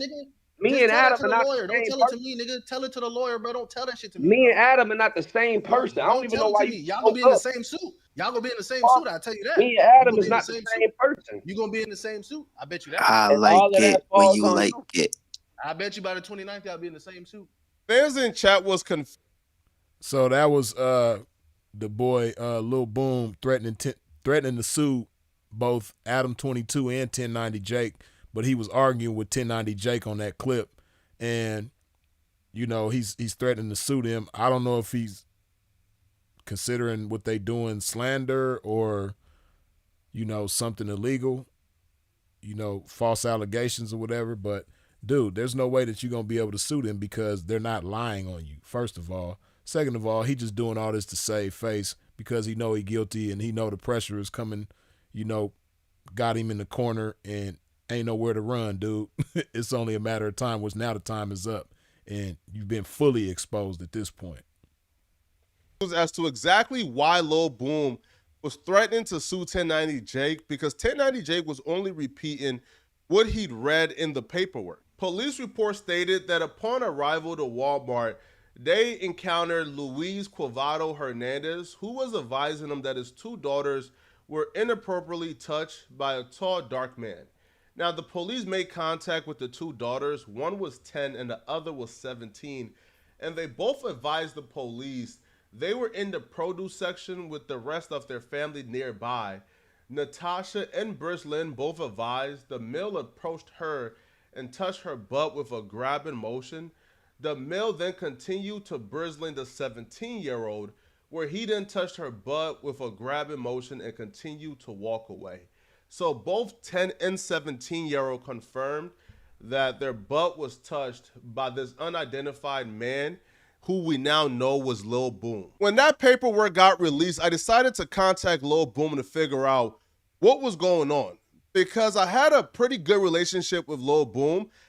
There you go. See, he just told the truth right there. And see, he gon' think that the little girls is lying. Like, what 10-year-old and 17-year-old come together and say, you know what, we gonna lie on this random guy in Walmart and say he did something to us when we know he didn't. Like, where does that happen? When does that happen? How does that happen? That never happens. When you have some little girls like that don't even know this guy, talking about he did something inappropriately to them. Come on, man. Why do you have to call this dude at this point? It's paperwork out there letting it be known. But, that should have been enough. But hey, the video, that's more than enough. But he just told the truth when he said he had a pretty good relationship with Lil Boom. Now we understand fully why you keep defending this guy, even still after you made this video talking about you was wrong. And if this is true, I needed answers. One, just for my own psyche. And two, if I'm going to speak on this, I want to know the truth and all the information. Lil Boom assured me, just as he assured Akademiks, that the document that was coming out was unofficial document and that he will be posting the real document soon. And the documents that's not being seen vindicated him. I'm gonna make this short and sweet, bro. All right? I'm gonna keep it a beam, bro. None of you niggas, bro, I'm gonna be nice, all right? I'm not gonna be mad or anything like that. If I was out here touching, I'm gonna say it again. I don't care what you think. I don't give a what you saying. I don't care what niggas want to hear. What is the fact is, I was charged with the battery, bro. If I was out here touching ass cheeks, I would have a sexual crime. It is just that simple. All right? So for you niggas out here trying to call me a pedophile and shit like that, it is police statements that should corrupt, not an unofficial document. Don't read an unofficial document that's not in my discovery, for one. Wait, hold on. Wait. Read an actual charge. What's unofficial? That is a police statement. That is not some shit they submitted to court in my discovery. That is what a police statement wrote. So the police statement is not official. The discovery is more official, but I'm pretty sure that, of course this dude is lying. And see, most people don't understand legal situations like that. But that statement that was given by those girls, that's in your discovery too, dude. And of course you're not going to show that because you know that that's in the discovery. And see, another thing that people like to do is they like to pick and choose and show parts of a discovery when they put a discovery out there. People got that real bad, especially in today's times when they want to slander somebody and make somebody look bad, or if they want to make themselves look innocent of something that they know is the truth. People will pick and choose parts of a discovery and put that shit out there. But what Lil Boom ain't gonna tell nobody, which I know because, I done been through the system before. Hey man, the stuff that's in that police statement, that's in your discovery as well. That's a part of it for sure. You know what I mean? So it's in that discovery that he's talking about this quote unquote more official documents than the police report. Yeah, that's in there too. It's in there too, them little girls saying that you touched them. That's in your discovery too, dude. He ain't gonna show nobody that shit though. That's why you see this fucking statement that says unofficial document on it. And then furthermore, as far as him having to register as a SO, hey, there's plea agreements that happen that, they'll cut you some slack and make it to where you don't have to register. You dig? Especially like him, this might have been his first time getting caught. I don't know. But if it was his first time getting caught, they might have cut him some slack and say, look, if you plead to this charge right now, then we ain't gonna bop you so hard upside the head, but you won't be convicted of a sex crime, but you won't be able to be around children unsupervised. Right? So obviously, it's a sex crime, but the charge that he pled to was not a sex crime. He pled to battery. You did?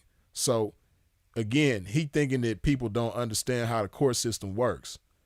And 1090 Jake brought up a good point. He mentioned how the boy Designer, the rapper Designer, he got caught on the plane, going to work on himself. You dig? He was going to work on his manhood. And, that's obviously a sex crime. But Designer, he got some kind of plea agreement where, he didn't have to register. But there's people who get caught for that kind of stuff who are currently registered right now. But, you know, designer, he probably got good lawyer money and stuff like that. So his lawyer was probably able to get him a plea to where, you know, you plead to this and we'll make sure that you don't have to register. Right? But that's clearly a sex crime. So 1090 Jake made a good point when he brought that up because, you know, that's some real shit. So him hiding behind the plea lets you know that, you know, come on, dude. You ain't gonna keep it real about this shit. If he truly did touch the buttocks of a 10-year-old and a 17-year-old on camera, he told us that he would be forced to register as a sex offender. Now, I took that as a pretty reasonable response, that if you touch the buttocks of a 10-year-old and a 17-year-old, well, you should register as a sex offender, right? So I took his word for it and went mute and on hush as I waited for Lil Boom to post information that was going to exonerate him. That information never came, but what did come next was more incriminating evidence, including a video. On September 19th, 2020. Okay, now, well, hold on, Officers responded to a Walmart safety alert involving a customer groping a minor and taking pictures of a woman bent over. The suspect happened to be the rapper Lil Boom. Officers initiated the... And see, he don't understand how bad that picture makes him look. You know what I mean? You have a case on your record where you was touching underage kids, and then you got this picture with these stuffed animals in a pink background. Like, you look like John Wayne Gacy Jr., man. He don't understand that this ain't it, man. Like, this dude, it's over with for him. Investigation with these disturbing details. Oh, right here. Oh, there they are. Yeah, that's those two. And you'll see her jump out of the way.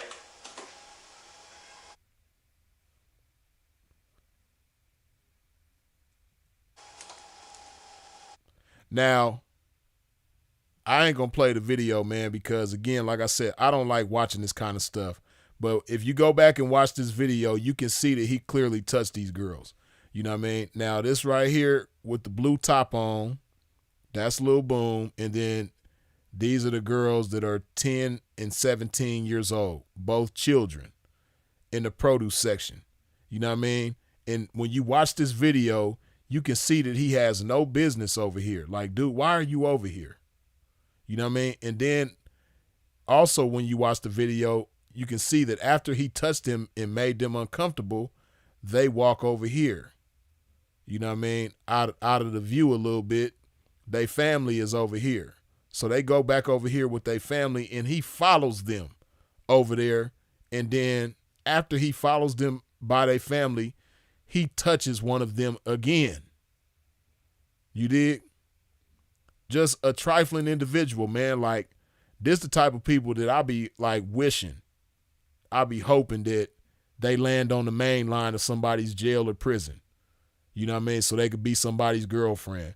Like, he deserves to be somebody's girlfriend in the joint. He deserves to, you know, turn Kool-Aid into eyeshadow and, you know, turn jelly into lipstick and all that type of stuff, you know, and wear makeup and lipstick in the joint and be somebody's girlfriend. He supposed to be in jail ironing somebody's underwear right now, putting creases in somebody's underwear just the way they like it. That's what he supposed to be doing. He supposed to be in the joint with somebody sitting between his legs and he braiding their hair. That's what he supposed to be doing. You know what I mean? He supposed to be shining his boyfriend's boots in the joint, spit shining them. That's what he supposed to be doing. You know, he supposed to be washing his man's underwear with a toothbrush and a bar of soap right now. That's what Lil Boom supposed to be doing. You dig? That's what he deserved. You know, and y'all don't really hear me talk about people like this because, you know, this ain't really my thing. When somebody get accused of something or when somebody catch a case and all that type of stuff, I usually don't go in on people. But at the same time, most people don't have such compelling evidence like this dude does. Like, he's on video doing the shit, on multiple videos in different parts of the store, all the shit. You know, it ain't no way around it. This dude is guilty. So, yeah, and then like I said, when you look at his music videos, when you look at like his whole demeanor, man, he obviously a weirdo, and I don't know how anybody is surprised that he's a weirdo. But I guess when you're a weirdo yourself, like Akademiks and Flakko, I guess that's what makes it easy to be cool with somebody like that. Like me, I would never be cool. I would never be friends with a Lil Boom. Never. You know what I mean? I just don't see it. Like, he immediately upon seeing him, if I didn't know this type of stuff about him, I would automatically assume that he was a weirdo. You dig? So I ain't gonna play this part. I'm gonna skip past this because, like I said, I don't like watching this type of shit.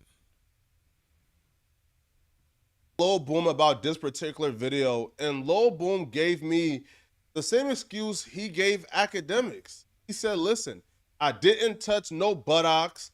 I was walking by and I grazed them and on the arm. And they, you know, these dudes are such nerds. They want to believe they nerd partner so bad. I can't even call them nerds. They just weirdos. You know, they want to defend their weirdo partner so bad. If y'all go back and watch the video, you can clearly see this dude, Lil Boom, he extended his hand in order to touch somebody. That's not brushing up against somebody. When you brush up against somebody, you're not extending your arm or your hand, or, you know, you're not extending nothing. This dude intentionally extended his hand in order to touch one of them little girls. Well, on different occasions, both of them little girls. You dig? But the last touch, it's like very clear. He touched each one of them more than once, but the last touch on the video, hey man, it's clear that he extended his hand in order to do the shit. Straight weirdo. On the arm, and that's why I got a battery charge opposed to a charge where I'm being charged as a sex offender. Are you allowed around kids? Because that's what they keep saying. He's allowed around kids legally. I've seen in the chat. I am a free man. I can be around anybody I want. I am not on probation. That's not what the question was. You see how he can't give a good answer, a 100 grown man ass answer to the question? Akademiks didn't ask you if you was a free man. Akademiks didn't ask you if you could be around whoever you want. Akademiks didn't ask you if you were on probation. He asked you, are you allowed to be around kids? This is how you know this dude ain't a real good liar. Just pay attention to the line of questioning and his response to the question again. Where I'm being charged as a sex offender. Are you allowed around kids? Because that's what they keep saying. He's allowed around kids legally. I've seen in the chat. I am a free man. I can be around anybody I want. I am not on probation. Guilty. That dude's a buster, man. See, I just love, like, you know, people like this be on the main line and then everybody just get on their head and they get beat up real bad, man. That's what he need, man. He need to just get caught somewhere and get beat up. I hope they catch him at, you know, the same Walmart that he did that shit at. I hope somebody see him there and just get on his head, man. Or just catch him pumping his gas at the gas station or something. Catch him going inside or out of 7-Eleven. You know what I mean? I hope he just get caught somewhere, you know what I mean? Like at GameStop, you know, getting some Pokemon cards or something, man. I hope they catch him somewhere, man, and just get on his top and just, like, you know, break his ankles or, you know, shatter his kneecaps or something, man. Like, he really needs something because he just, he don't think he wrong. And then, like I said before, ain't no telling how many times he done did this shit before or after. See, when people like this catch cases for this type of stuff, that don't stop them. Only thing that's going to stop them is, you know, them being put in the graveyard or in the joint where they don't have access to people to do this kind of thing. You know what I mean? Where they become the prey. He not the predator no more. He the prey. You know, people touching on him inappropriately and all that type of stuff in the joint. That's the only way they stop. So, man, he probably done did this shit since all this shit came out. He probably was stressed out and was like, man, I got to go to Walmart and touch somebody. You did? He probably done did this shit 100 times since that case. That case was in, that incident happened in 2021. So it was about 2.5 years ago. Man, you mean to tell me in 2.5 years that man ain't did that again? Come on, man. You know damn well he did. Just like he done did it a bunch of times before. He just never got caught until that time. People like that is sick, man. They gonna keep doing that shit. And like I said, I hope somebody catches ass and, man, you know what I mean, rearrange his body parts. You dig? Okay. In the video, could you just explain from your perspective what was going on? I'm gonna explain my perspective. Okay, for one, you could tell Akademiks is frustrated as hell, and I can understand Akademiks' standpoint because, to my understanding, I guess Akademiks done invested a lot into this guy. He done put a lot of stake into this dude. So I can understand Akademiks' frustration. And then, you know, Akademiks is like very, very closely associated with this guy. So, you know, he's catching some of the backlash just by being so close to him. And, you know, Akademiks got a lot on the line. You dig? He got a lot going on. So he can't afford to, you know, be close to a guy like that. So I could see it in Akademiks' face that he frustrated, man. You know, and he probably is so frustrated, not just because of this situation being, you know, brought to the surface, but also because of Lil Boom's unaccountability when it comes to this shit. You know, him denying the shit and keep trying to justify his shit and keep trying to act like he ain't wrong when everybody seen the video, dude. And everybody seen you do what you did. And then Akademiks is his boy, so I know he like, damn, man, I've invested so much into this dude. Done bent over backwards, man, to make sure this dude was straight, and this how he do. I did not touch a 10-year-old girl. You can't show me no video of me doing that because I didn't.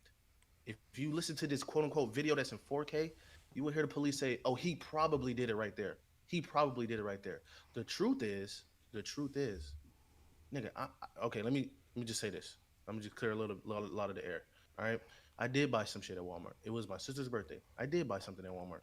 I sent you the receipt. You see my Cash App transaction. It's the same time. So he's saying that he bought something at Walmart because it was his sister's birthday. What did you buy your sister for her birthday? Some tomatoes? You know what I mean? Did you buy your sister some grapes? You know what I mean? Did you buy your sister some sweet potatoes or something? Because that's the section that you was in. You know what I mean? Like, there was no, like, what kind of birthday gifts do you get in the produce section? Somebody tell me.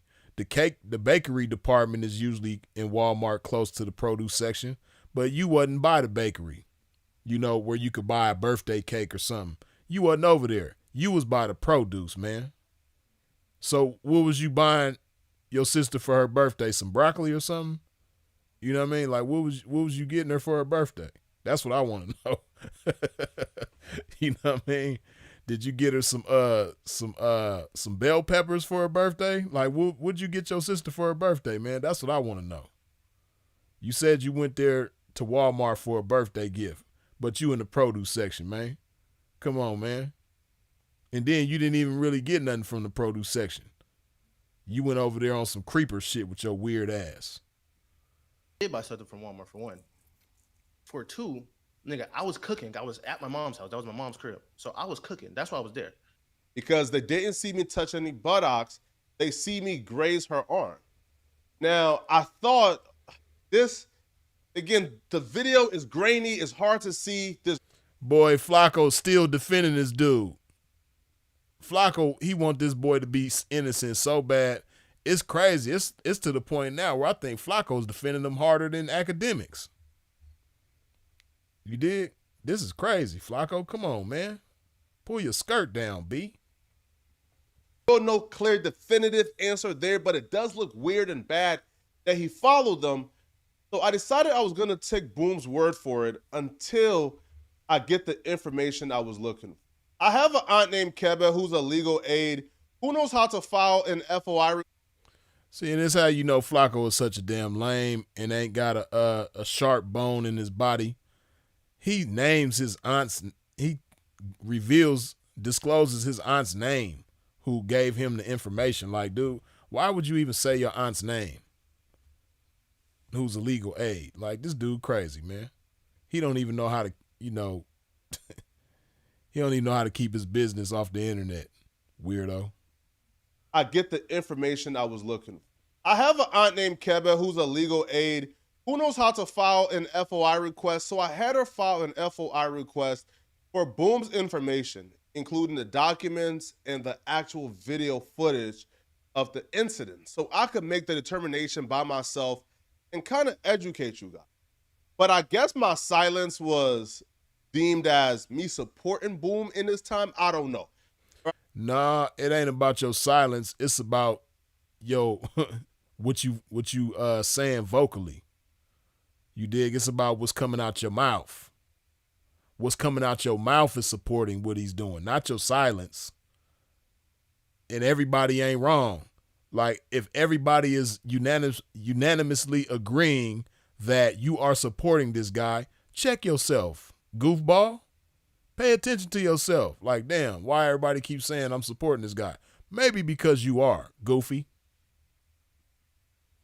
But as I was waiting to receive the information to speak on it, another video dropped that Boom just couldn't deny. And it was this particular video right here. Now, again, hold on. See, I'm not even going to show this shit because this shit is weird as hell. But as you can see, this is and 1090 Jake mentioned this in his video that he was in the cosmetics section. And, they was trying to say, why was he in the cosmetics section, man? Guys don't really go to the cosmetics section. That's bullshit because I go to the cosmetics section all the time. They got nail clippers in the cosmetics section. I don't know, maybe you gorilla paws ass dudes don't clip your toenails and fingernails and stuff like that, or give yourself manicures and pedicures like pimping do. But hey, they got sometimes shaving accessories are in the cosmetics section. Sometimes face wash and all that type of stuff. Hey man, I don't know. Maybe these Viking caveman ass dudes don't be in the cosmetics section. But my pimping ass, I be in the cosmetics section all the time. So that's not what's strange. Him being in the cosmetics section ain't strange. The stuff that he's doing in the cosmetics section is strange. Now, like I said, I ain't gonna play this shit because I don't like watching this type of stuff. I don't like showing this type of stuff. But if you go back on your own time and watch this video, you see this girl right here. Now, I don't think this girl is underage. Or at least if she is, that wasn't specified. What was for sure specified is the two girls in the produce section that he touched on, they were underage for sure. But this female right here, as you can see his creeper ass right here, he's about to walk past and clearly touch this female right here, who he doesn't know and she doesn't know him. And then after he walks past and touches her, he stands right here and pulls his phone out. Like he gonna take some pictures or videos or something. I don't know. This dude is straight weird, man. I ain't gonna lie. I don't even know this guy, but I want to beat him up. You know what I mean? Okay, so I skipped past the part. But you can see right here, look at him. He got his phone out. You see? Hold on. He got his phone right here in his hand. Now, this is after, I skipped past the part where he touched her. But you see it's a little small space right here. He walked past, touched her. That's why she ain't bending over no more. You see, she was bent over at first. She never turned around, but, you know, obviously she was uncomfortable, so she stood up. You dig? Now, what 1090J said that I didn't see in this video, because I don't know, maybe the whole video ain't on here, or maybe it ain't out there, I don't know. But I guess what ends up happening is, while this creep dude is standing right here with his phone, some other lady walks up and puts her shopping cart in the middle right here, because she sees what his creeper ass is doing. She sees that he got his phone out and he's, you know, using his phone to record images of this young lady. So another older lady comes and she puts her shopping cart right here. Like, get your creep ass out of here. And even after the lady put her shopping cart right here, he still stood there, you know, according to the police report, for a few minutes with his phone out. Weirdo. Appears to be Lil Boom in 4K going out of his way to get a feel on and a graze of the buttocks of one of the kids. Now, see, that's where he was wrong, because that wasn't one of the kids, or I don't know, he might be right. Let me not say that he was wrong, because I don't know, it wasn't specified whether or not that person was a kid. But either way it go, dude is a weirdo. Undeniable. What's even more concerning is he backs up and he gets into his phone and looks down. And it would appear he's videoing something. Who knows? I'm not going to assume. But just the very thought of going out of your way to sort of graze on and feel on the buttocks of a female that appears to be underage. Once I seen that in 4K or 8K, once I seen that, that was my determination of, okay, I can't give you the benefit of the doubt any longer. But you still are, though. You know what I mean? Because like I said, you could tell by Flakko's whole energy from this video and by some of his wording in this video that he still supports Lil Boom. He's still cool with Lil Boom. And they probably done had several phone conversations since he's seen that video, since Flakko's seen that video. And they probably on the phone right now as we speak. It's Saturday night, man. They probably on the phone having a good old conversation, chopping it up. Until something completely unforeseen happened that drops, bruh, of you know, proving you're innocent. Yeah, bruh, like, that's sick. Like, you did it. Like that video right there is sick. Like, that's enough. Like, that video right there is enough. I don't even need to see the other angle of when Boom like first walking, he's in the produce aisle with the two. I don't even need to see the other angle of that. That right there is enough, and that shows me malintent. Now why Boom did this? I don't know, bro. Like asking why, or I can't fathom why he did it. It don't matter why he did it. He did it because he finds gratification, he finds pleasure, he finds stimulation in weird shit. That's why he did it. He's a deviant. You don't need to understand why deviants do what they do. It's just the fact that they're a deviant, and that's all that matters. Okay, you a deviant, you ain't cool. That's what he is. He's a deviant. You dig? But look at the comparison that he gives. Trying to understand that is like trying to understand. Asking why everybody else do bad things. Why do criminals do crime? Right? Why do thieves steal? Who knows? No, that don't matter. Now, you got people who do crime just because they just like doing crime. You do have those kind of people out there. You do have people that are kleptomaniacs who just steal because they like to steal. But you have some people who steal because they're desperate and they don't have, you know, they might be in a tight situation. They might not have no money to you know, buy food or whatever type of needs they might have. So they resort to stealing. You dig? You know, a whole bunch of people in the ghetto that stole shit. And a lot of times they don't even want to steal, but they have no other choice, or, you know, they backed into a corner, so they steal.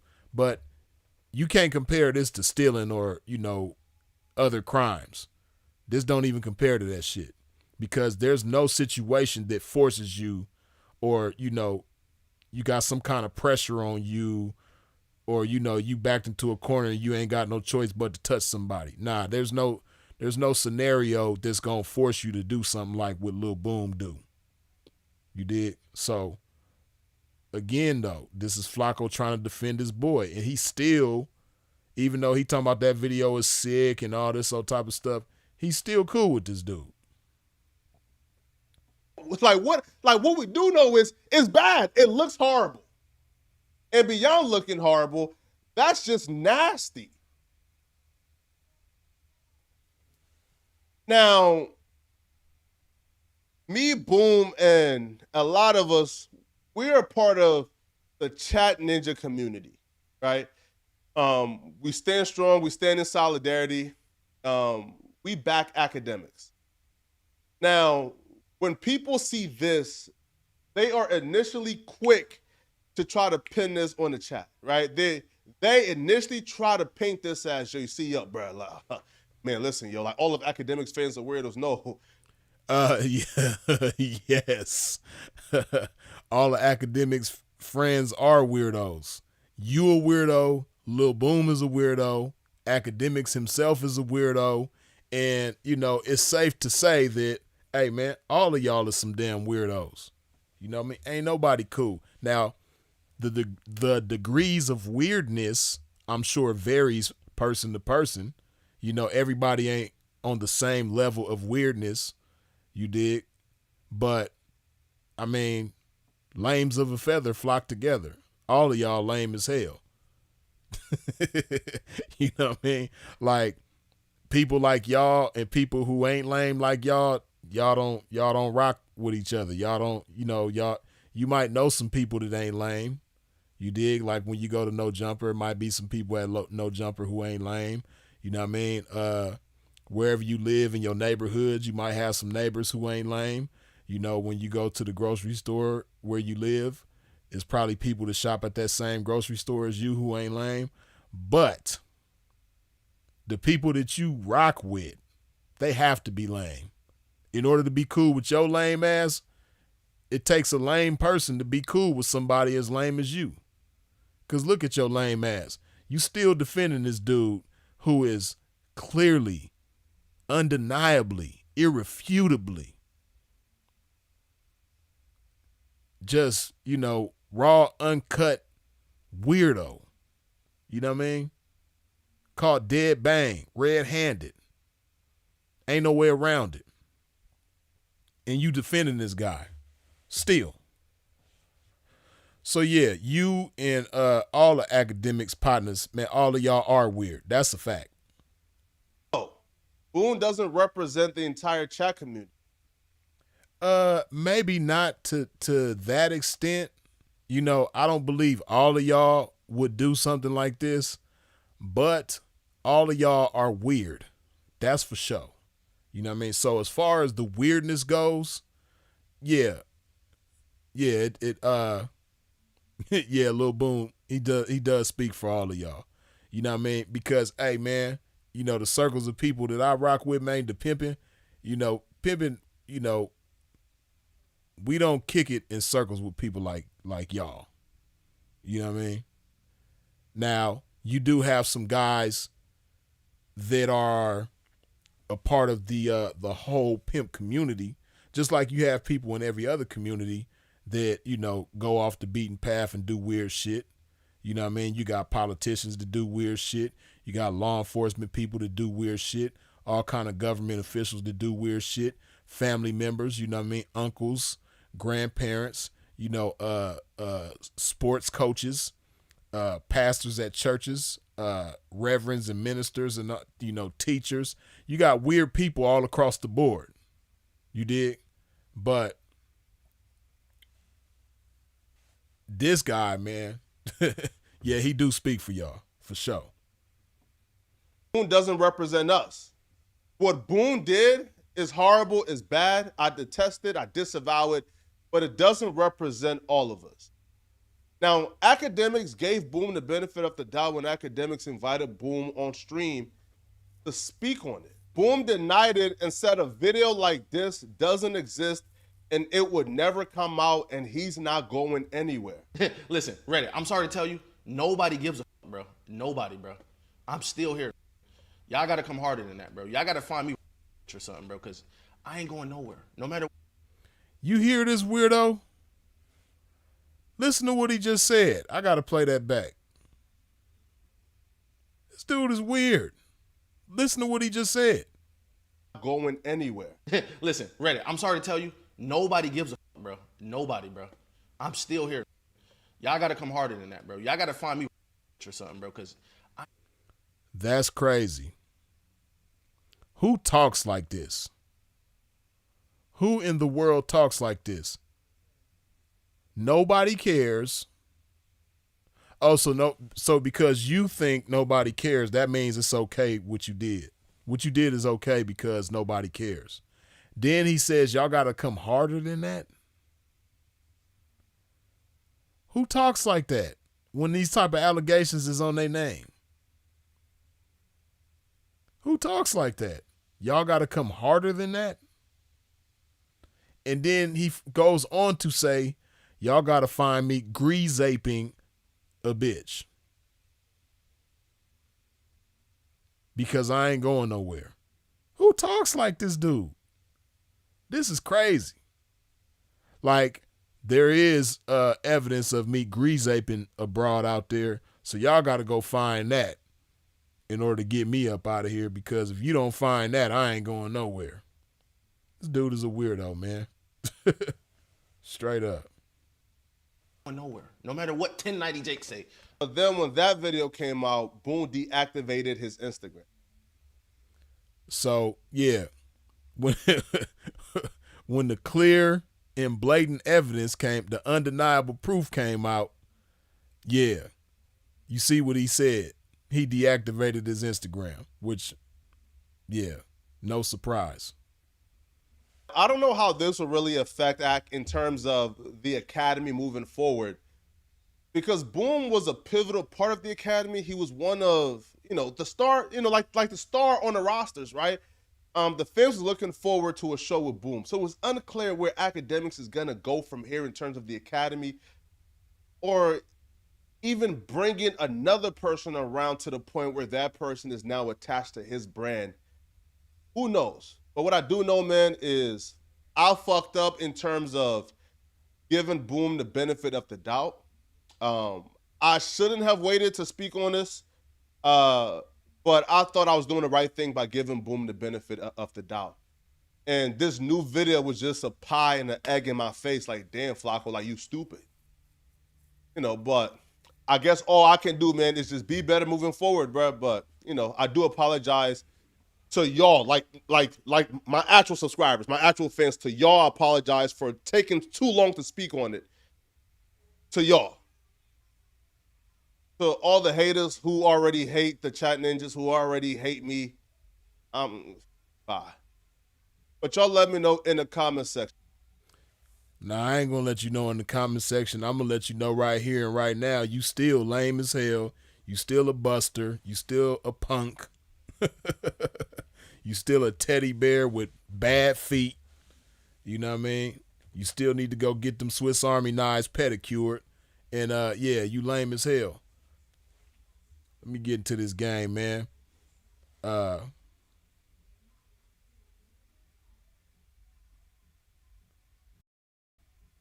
Yeah, man, if you ain't wiped your feet off at the door when you step to a pimp's domain, please do so now. Hit that like button. You mean to tell me it's 174 of y'all up in here, but only 154 of y'all done wiped your feet off at the door? Hit that like button, man. It ain't gonna hurt you.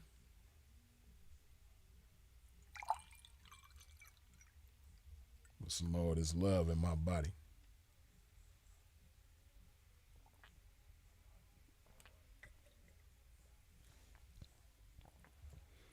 See, this is one reason why you have grown men like this, right? Like these weirdos, right? This is why I say, Lil Boom does represent they whole group, they crew, or whatever you want to call them, the chat community. Because in order to be a part of a group of people like that, it takes certain types of individuals. Not to say that it takes creeps or it takes, that it takes, for you to be a deviant in order to be a part of their crew. But, they have a sort of attraction to each other. And the thing is, Akademiks is cool with people like this because Akademiks ain't never had no real friends. That's clear. When Akademiks allows people in his house who end up smashing his girl while he's in his bed, passed out because he done got too drunk, and you allow your quote-unquote homeboys in your crib, and these quote-unquote homeboys are the type of guys that smash the broad that came to see you because you passed out upstairs. Yeah, see, that's clear. That makes it clear that Akademiks never had no real friends. Akademiks is the type of person, when he was growing up, whatever neighborhood he lived in, he didn't really have no real friends. Whatever school he went to, he didn't have no real friends at school. You dig? He was most likely a loner, and that probably played to his benefit in some ways, because I'm sure he stayed out of trouble like that, and I'm sure that allowed him to put more energy and focus into his studies, which I'm sure Akademiks was a good student growing up. He ended up going to college and graduating. I think he went to Rutgers, if I'm not mistaken, but he went to a university and graduated and stuff like that. So, him not having friends, I'm sure had its pros, but definitely has its cons, because while he may be accomplished as a student and, he went on to have this career that he has, that's the pros of him not having friends, his ability to focus on things, stuff like that. But the cons of him not having friends is him not knowing how to position people to earn his trust. And he thinks everybody is cool. Everybody who's nice to him is cool, right? Everybody who probably, does whatever he wants them to do, they cool. He don't understand that when you're in a position of power like he is, and you have fame and notoriety like he does, that everybody is going to play nice to you. Everybody's going to put on their perfect performance. Everybody's going to put their Denzel Washington, Halle Berry performance on in front of you. Right? And some of these people are good actors, but terrible people. And, like I said, Akademiks, he hasn't figured out that he needs to position people to earn his trust before he just, gives his trust away like a Chinese food menu. Because that's what he do. He just hand his trust out to people like it ain't nothing. You dig? Because he's never had any friends, and he doesn't know how to make friends. And, see, when you a kid and you go outside and you play with other kids, there's so much that you experience that sticks with you throughout life as you grow older, right? Like me, I was a kid. I was very much outside. I had friends that I was outside with every day. We played basketball together. We played football together. We played baseball together. We had foot races together. You did, like, we played hide and go seek and Marco Polo and, all the games that kids play outside, man. We was doing all that type of stuff, right? So what happens in those experiences is so much. You learn when somebody is really your friend, when that friendship gets tested. You learn if somebody ain't really got your back. Certain friends might betray you. Certain friends might snake you. Certain friends might come to your house and steal from you. So when you go through so much as a kid, interacting with other kids, it teaches you a lot. So that way by the time you reach adulthood, you already have so much experience. You dig? And then not just that, but when you have, wise counsel around you, when you have, cool parents or at least aunties and uncles or older cousins or older siblings, to give you game and lace you on certain things when it comes to dealing with people, when it comes to dealing with women, it definitely helps you out a whole lot. But Akademiks obviously didn't have none of that. You know what I mean? He didn't have nobody to teach him about women. That's why he keep dealing with these scallywags that keep on doing them wrong. And people just don't understand, like, damn, man, Akademiks stupid, man. Why he keep on messing with these chicks, man, and just keep on doing him like this? He don't know anything better than that. You dig? And obviously, whatever they doing for him, he's so infatuated with it that he don't know how to, disassociate himself with it for the sake of his own good.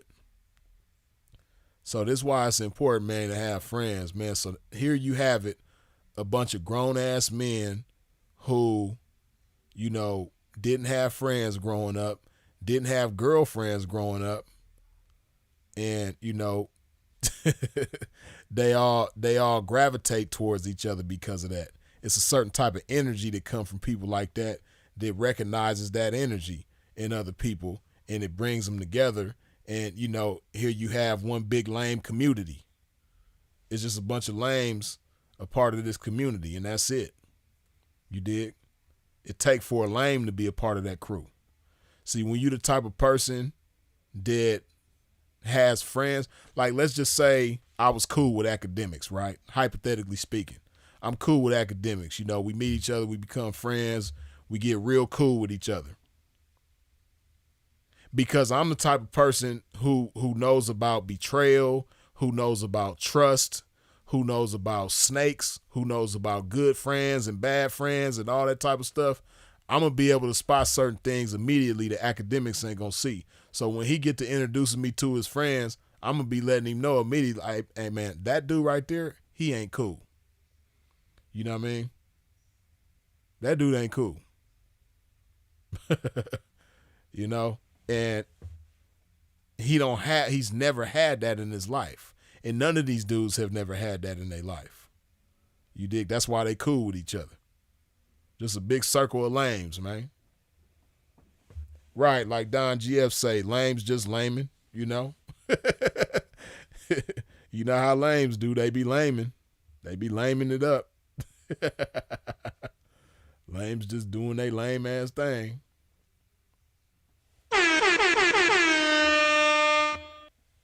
Three the Hardaway, good looking with the $2 holla. Off topic, but how did it end with you and Carmen? That's a whole long story, man. I might talk about that in a different video, but that's a long story though. But it didn't end like horribly. Like we didn't really end on like terrible terms. Of course, people have disagreements and that's why they go their separate ways. But, she didn't do anything foul to me to the point where I just, had a hatred or bitterness towards her. And, I'm pretty sure she would say the same thing about me, and we've had conversations after we wasn't, rocking no more. We done seen each other after we wasn't rocking no more, chopped it up, hung out, kicked it, and everything was still cool. You know what I mean? So, reminisced on old times. It was one time where I hadn't seen her in like 5 years or 4 years or something like that. And we happened to be in the same area and we linked up, hung out, chopped it up, reminisced on old times. Everything was cool. And, I haven't seen her or talked to her since then. And that's been some years ago now. But, yeah, no ill will, between us, no bad blood between us. But yeah, maybe on another video I'll talk about, how things ended between us. You did, because that's a long story. It's not just like a short, simple, like, she did this and then I did that and then it was over. Nah, it ain't. It's much deeper than that. But actually, you know, it's a lot to learn. That's why I might do that. I might do a separate video talking about how me and Carmen ended, because it's a lot of game. It's a lot that I learned from that experience myself. So it's a lot that y'all can learn from it too. You dig? So I might break that down in a whole separate, you know, it would take a whole separate video to get into that.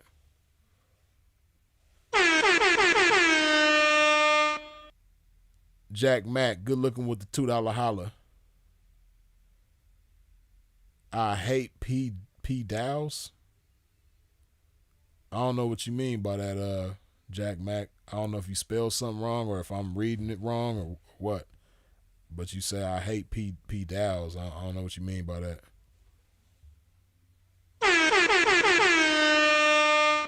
Don GF, good looking with the $5 holla. They always want to be somebody's girlfriend. These are some Wendy Williams YouTubers. Yeah. Yeah, that's, you know, that's another thing that like makes them perfect. Like, if you notice, a lot of YouTubers are at least to me, and not all, because there's a good amount of YouTubers that are, you know, socially adept type of people. But a lot of these YouTubers, especially a lot of the bigger ones, man, you could tell they don't really like, they don't get out much, and they're not like really people. They don't really have real friends, or, you know, they've never been in a real relationship with women, or, you know, a lot of them, I don't know, they just weird when it comes to dealing with people. Not all of them, but a lot of them. You know what I mean? And maybe that's why I ain't, you know, took off, because I'm not as much of a whatever they are as they are. You know what I mean? Because I'll be having a life, man. So that's why y'all done seen me take breaks from YouTube and stuff like that, because, you know, as y'all say, life be lifing. You know what I mean? So when life be lifing, sometimes it take me away from YouTube. And, you know, like I said, maybe that's why things ain't went, you know, further like they could. But these days, I'm definitely going to be more consistent on this YouTube. As y'all can see, I've been consistent lately, and I'm going to remain consistent. You know, I ain't going to take no more long breaks from, you know, doing this content with y'all, chopping it up with y'all, giving some game, roasting people, you know what I mean, giving people props who deserve props, all that good stuff and everything in between, you dig? So yeah, Freeze ain't going nowhere no time soon, man.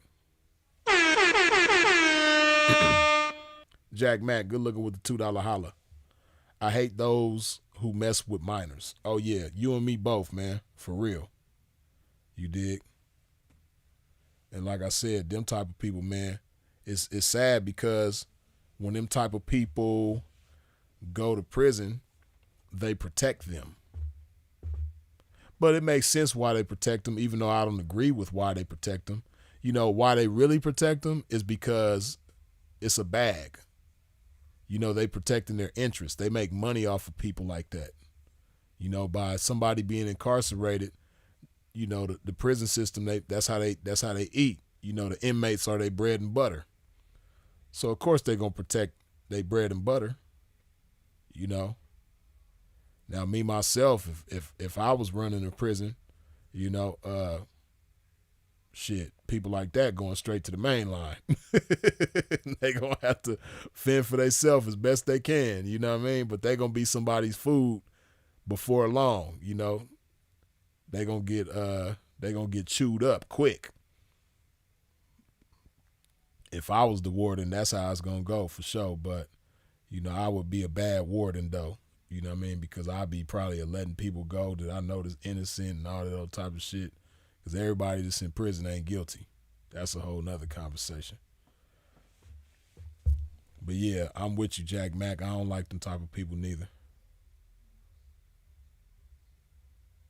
Shiloh Giovanni say, Freeze, do you think most Arizona women are clones? I don't know about clones, but it's a lot of zombie women in Arizona for sure. A whole bunch of zombies.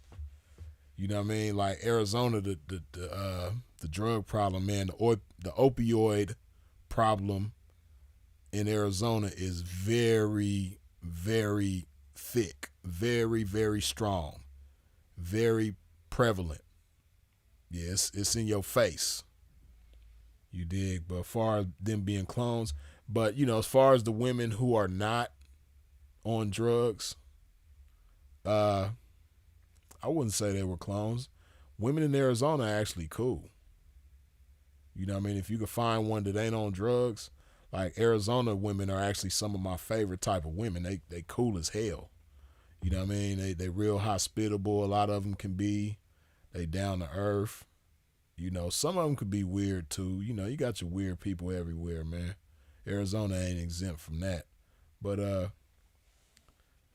you know, Arizona's cool. I wouldn't say they were clones though.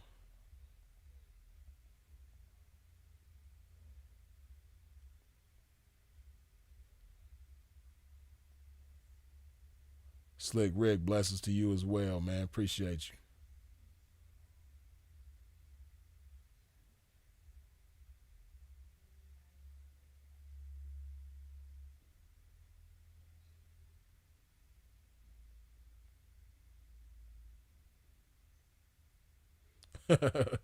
Shiloh Giovanni said, I got surround sound speakers going right now, heading about 2 bozos I could never give a cent about.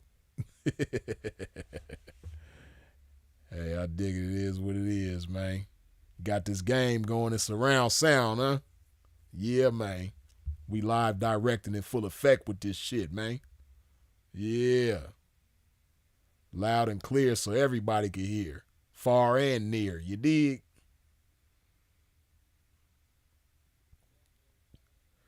Motor Culture says, one of my girlfriends had to do that. Her mother begged her, please, he doesn't have a date. God forgive me, that's not funny. I'm sorry. Wait.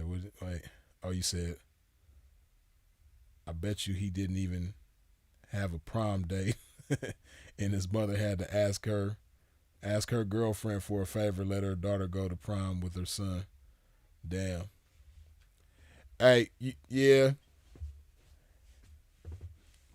Hey, but Motor Culture, you know, stuff like that obviously does happen. You know what I mean? You got some people that don't have prom dates. And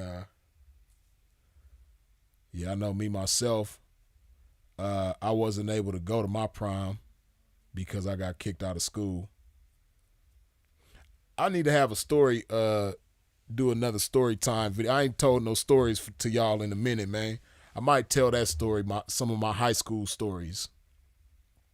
Because talking about prom made me think about when I was in high school, you know, and I wasn't able to go to my prom. I had to go to somebody else's prom. You know, I went to Lakewood High School in Lakewood, California. And I got kicked out of high school 2 months before graduation. I didn't get to walk with my class. You know, Lakewood is where I went for the most of my high school years, with the exception of two quarters. The end of 9th grade and the beginning of 10th grade, I didn't go to Lakewood. But the rest of my time in high school, I went to Lakewood High School. I got kicked out. And as a part of me being kicked out, they wouldn't let me go to prom. So I went to Paramount High School's prom. You know, this little chick I was seeing at the time, she was graduating from Paramount. We was in the same, both class of 2000. And so I went to Paramount High School's prom with her. And I had 2 different chicks from my high school that wanted to take me to prom. But the school administrator or somebody, you know, not the principal, but I think it was the administrator. Somebody at the school was like, nah, he ain't coming to prom. They wasn't having it, you know what I mean? Because I did a lot when I got kicked out of school, man. I did the most. So like I said, one of these days, maybe in the near future, man, I'll do a story time video about my days in high school, man, because high school was fun, a little bit of wildness, you know what I mean? But my high school days was cool for the most part. You know, I wish I would have been a lot better student than I was. But hey, everything happens the way it's supposed to, and everything happens for a reason. So, but high school was all right. You know, the end wasn't so sweet, but my time in high school was all right. So, yeah, one of these days in the near future, man, I'm gonna have to tell y'all Freeze's high school days. You dig?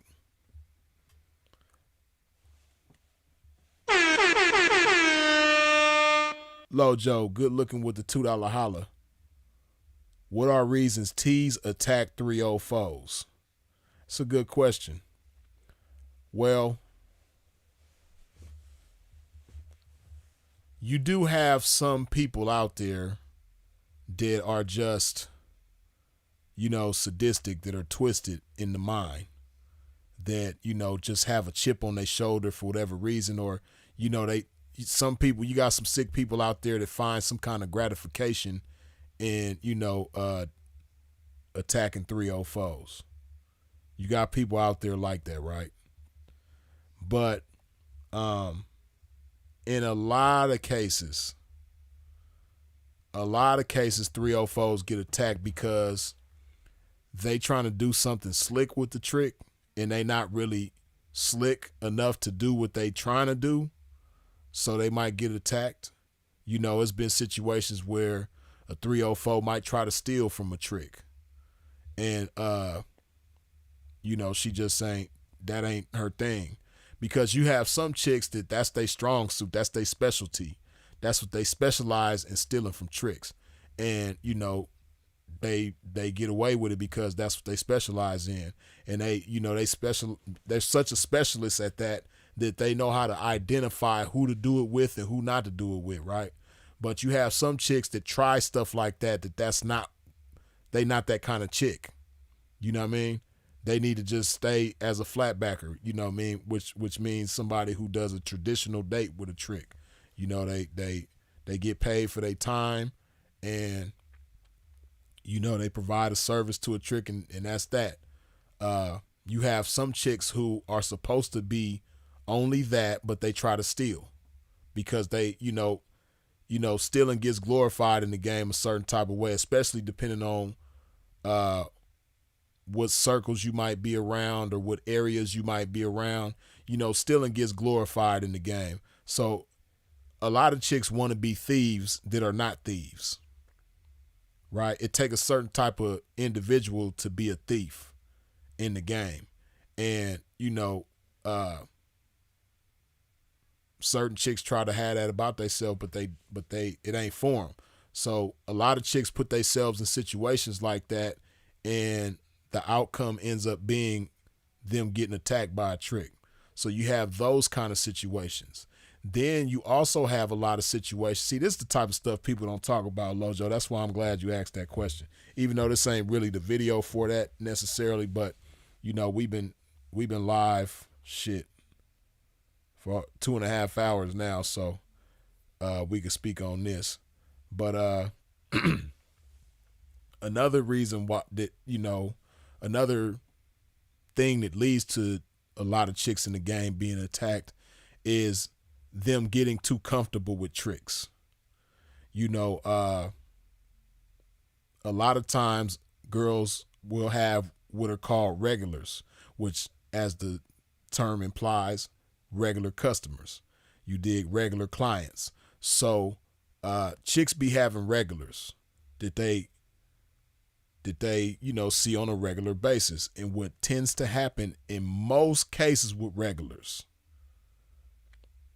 chicks will get comfortable, especially when they don't have no pimping in their life, especially when they, either a renegade or, either way they're a renegade, but a renegade who's not paying anybody or a renegade who's paying a boyfriend who claims to be a pimp but ain't doing no actual pimping, right? You have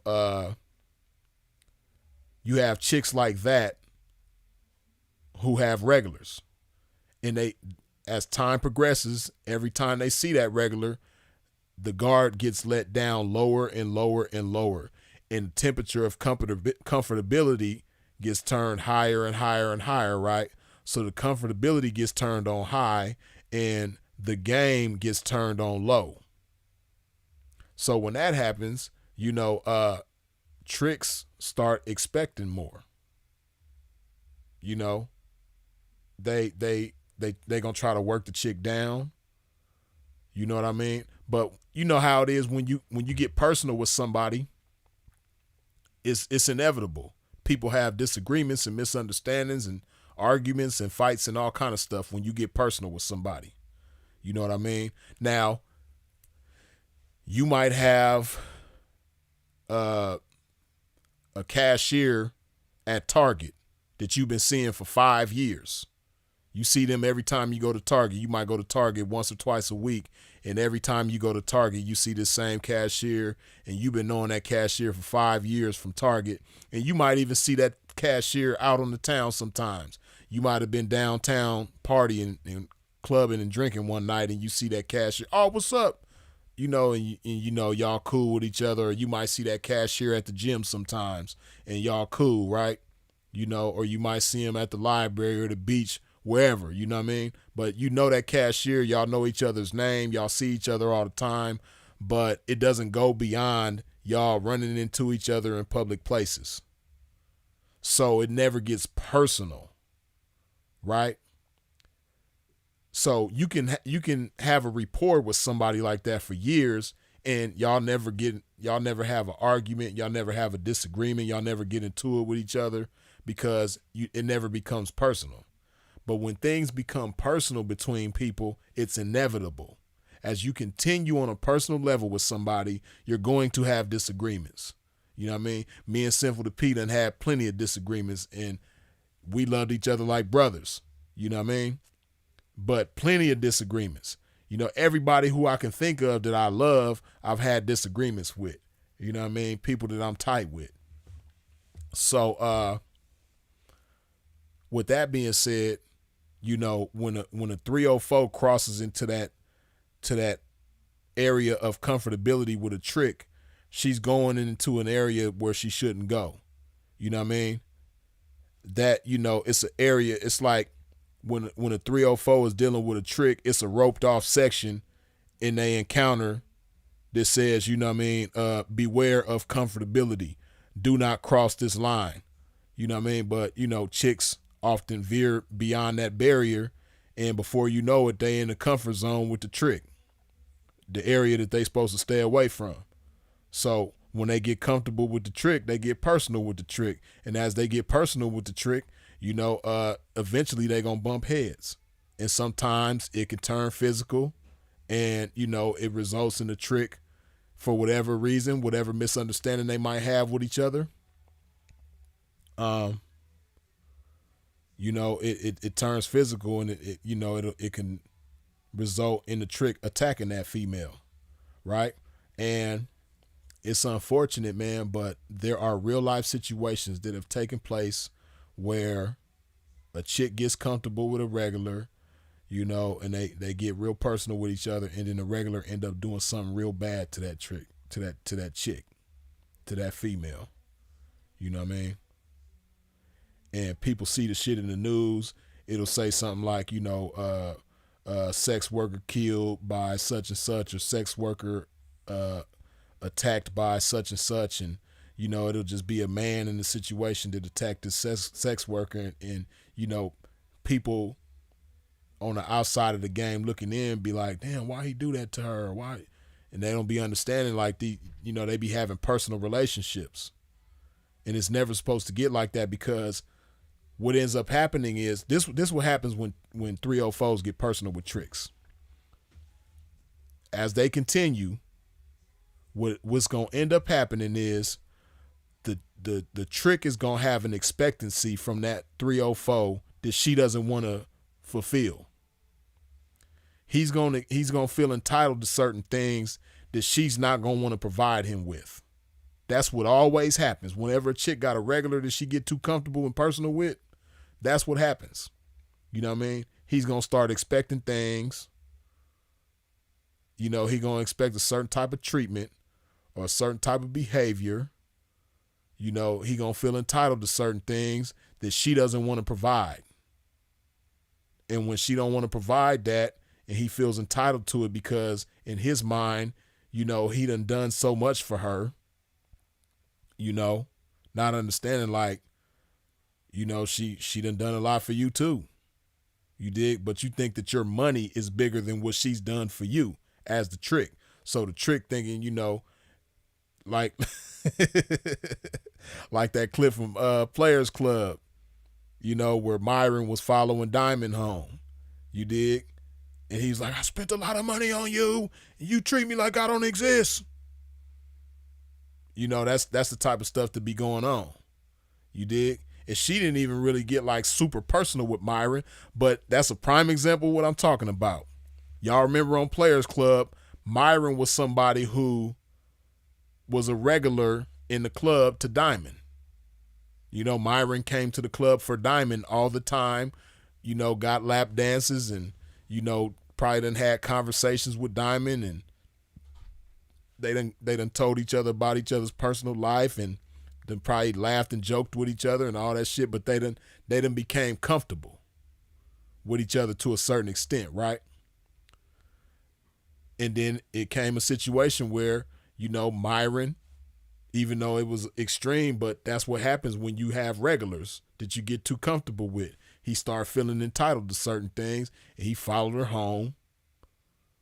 You know what I mean? And, you know, it ended up going the way it did in the movie, but to a certain extent, that's reality. You dig? So you have them kind of situations. And then another thing that doesn't really get talked about is a lot of these chicks be getting high. And when you get high, not only are you weak and vulnerable, but certain drugs make people very confrontational and hard to deal with. And can you imagine a trick in a situation with a you know, he trying to date this 304, and you know, the slightest thing that he does rubs her the wrong way, and she get to flashing because she high. You know what I mean? He ain't high, but you know, she get to trip in, and you know, she might try to pull a weapon out on him and do something to him, and he got to defend himself. You know, it's all kind of situations that happen in the game that a lot of people don't really talk about, but it's reality though. You dig? But the moral of the story of what I'm saying is a lot of times when 304s get attacked by a trick, it's because they're not applying game. Now, again, like I said, there are situations where a 304 doing everything she's supposed to do, and, you know, a trick might do something to her. You dig? But in a lot of cases, if a certain level of game is applied, it's going to protect her. Like I say all the time, game is the best weapon that the 304 could take with her to work, right? Give you a prime example of how when a chick ain't applying game, she can find herself in a situation as a result of not applying game, and then, you know, the situation gets escalated to a point where it wouldn't if she did apply the game, right? Prime example, this years ago, right? I had a fresh turnout, and she down on the blade. Night going real good. You know, she fresh in the game. She ain't even been in the game, I don't think, a whole week.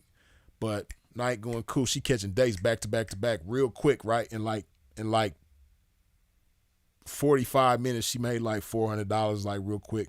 For her, that was cool because she hadn't done that before, right? So,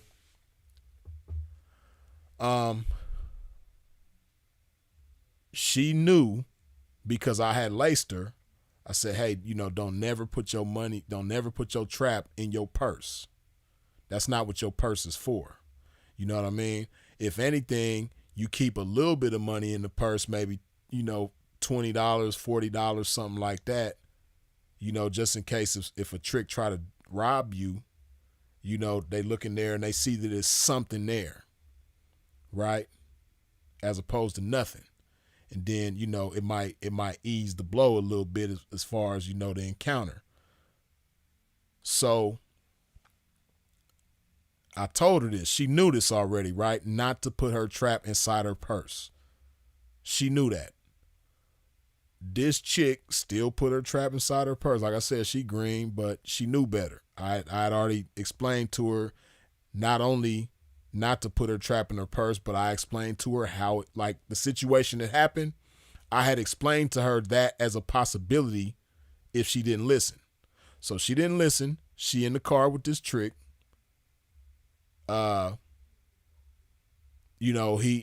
He basically, long story short, he goes to rob her. So he takes her purse. Now, had she listened to me, the only thing in her purse would be some condoms, maybe some lube, some wet wipes, some napkins, stuff like that. Typical 304 stuff, some hand sanitizer, some stuff that's easily replaceable. You can go to CVS and get that shit right away. Just as quick as you lost it, you can go to CVS or Walgreens, get that shit right back. So had she listened, when he took her purse, it wouldn't have been no big deal, because after he took her purse, he told her to get out the car. Now, had she listened, okay, get out the car, no big deal. You know what I mean? You ain't lost nothing of value, still got your trap on you because you put it where you were supposed to put it, and no problem. But because she didn't listen, she put the trap inside her purse. So when the trick goes to take her purse, oh no, my trap is in there. So I'm about to put up a fight. You dig? So trick takes the purse, tells her to get out the car.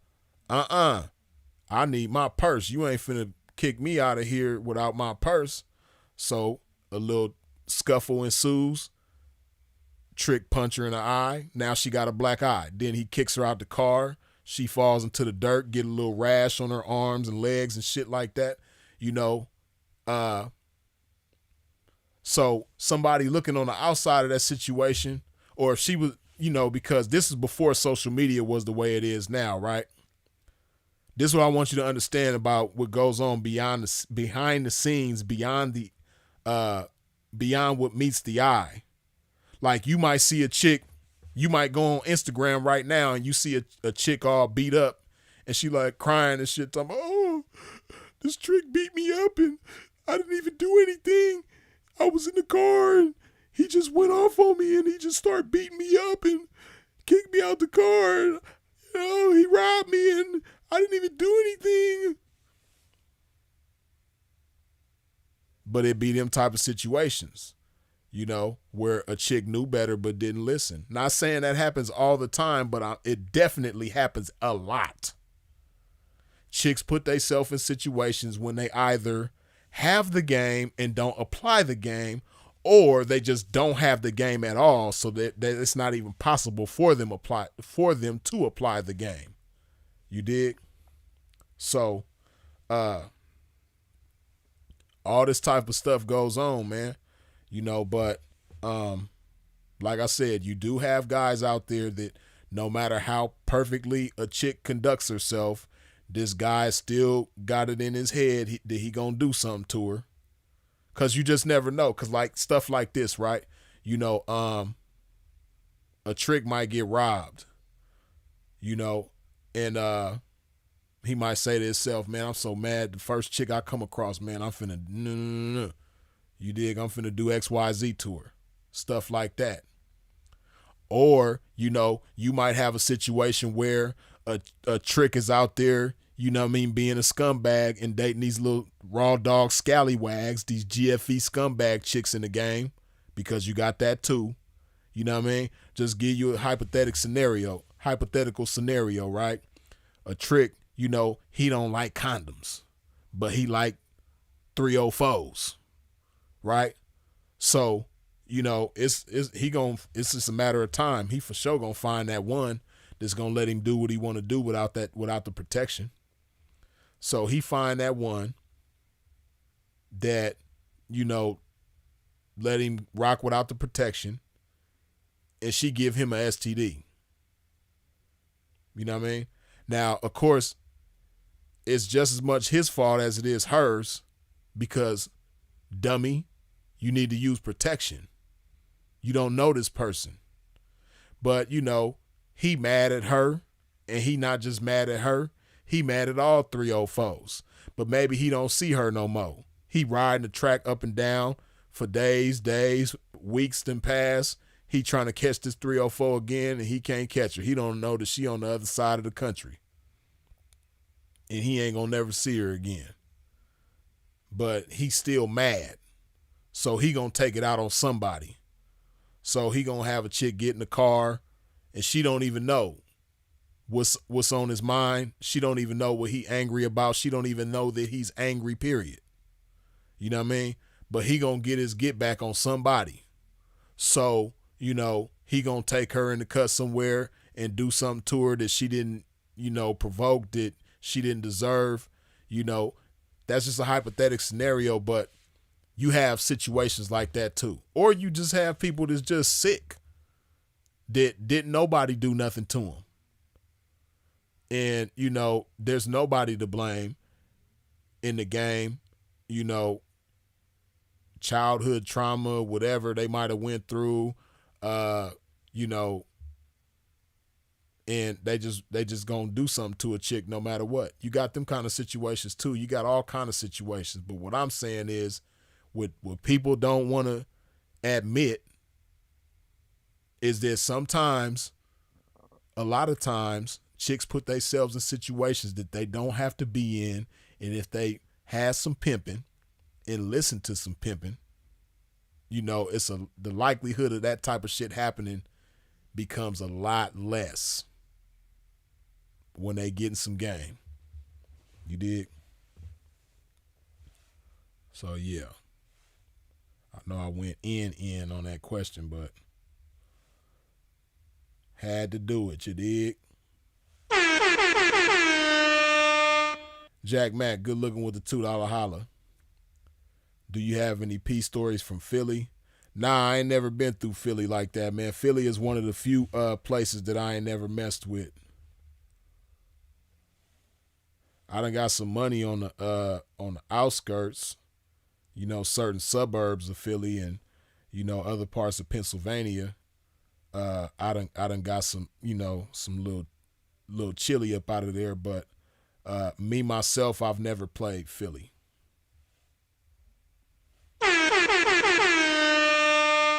Jack Mack, good looking with the $2 holler. How do you deal with bad clients? Hey man, that's the type of game that a 304 supposed to pay a PI for. You know what I mean? As far as how to deal with bad clients, you know what I mean? That's part of why a 304 put some ism in her life. So that she can know how to deal with bad clients. You dig? Because sometimes, like I said, you got people that, you know, just got a chip on their shoulder and they're going to do what they do. But also it's possible for chicks to, you know, de-escalate situations when they have a bad client, or, you know, a chick's radar might be heightened because she's laced a certain way, so she can identify certain things that the average chick ain't gonna be able to identify, and say to herself, you know what, I ain't going with him. I'm not about to see him because I know it's not gonna go right. You dig? It's just certain little things, man, that a 304 with some game know what I'm talking about, and a P with some game know what I'm talking about. You know, to help you avoid certain situations. You dig? D Money 57, good looking with the $2 holler. Like Future said, bitch, don't get comfortable. For real. You dig? Yes, indeed. We put some more love in my body, man. Let me see where y'all at. Okay, y'all got the likes looking a little better than the views or the viewers. That's what's up. But I'm pretty sure out of the 159 people that's in here, somebody ain't wiped their feet off at the door when they stepped into a pimp's domain. So do a pimp a favor, please. Wipe your feet off at the door. Hit that like button, man.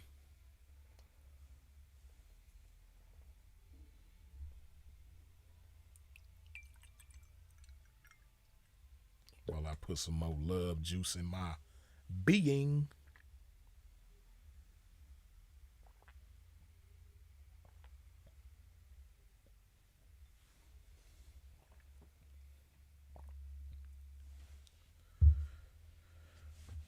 Yeah, so we'll chop it up a few more minutes before I wrap this thing up, man. Answer a few more questions, chop it up a little bit more.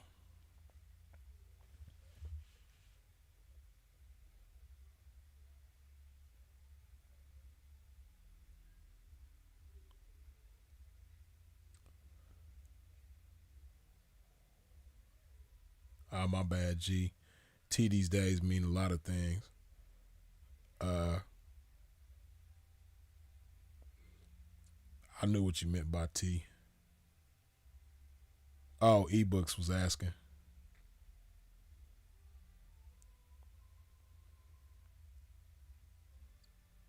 Freeze, if you do tell the arrogant Chop 304 you fired. I was listening to Sin talk about it. Arrogant 304 Chop that I fired. Trying to remember. I can't remember. Gotta refresh my memory on that one. Dang, did they let you go on the senior fling at least? Or the senior day activity field trip? Nah, I didn't go on none of that stuff. I didn't do none of that stuff because I got kicked out of school right before all of them activities was about to start. 2 months before graduation, I got kicked out. So I missed all that stuff. You dig? Yeah, I didn't go to none of the senior ditch day and all that type of stuff. I missed all that. You dig? And it was messed up because, you know, I didn't get to do them activities with people that I went to school with for 4 years. DFP say, how often were you around Jordan High School when you went to Lakewood? I was on the north side all the time. You know what I mean? I used to be across the street from Jordan all the time because one of my best friends that I also went to Lakewood with, he was a few years older than me, my brother Cam. Shout out to my brother Cam. He stayed across the street from Jordan High. This is after we was both out of high school. But when he stayed across the street from Jordan, I used to be over there every day. You know what I mean? But even when I was still in high school, I used to be over there by Jordan all the time. I used to be at Houghton Park all the time. You know, I had friends that went to Jordan.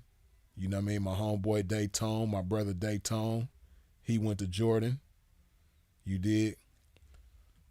Like I said, I'm gonna have to really I'm gonna have to do that, man, because the more I talk about high school, you know, fond memories come to mind, man. So I'm gonna have to do that, man. Had to give y'all some high school stories on Freeze.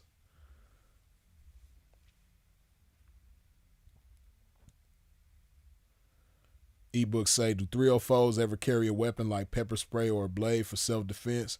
Hey, ebooks, man, some of these chicks be carrying more than that. You know what I mean? Some of these chicks be having blowers on them. For real.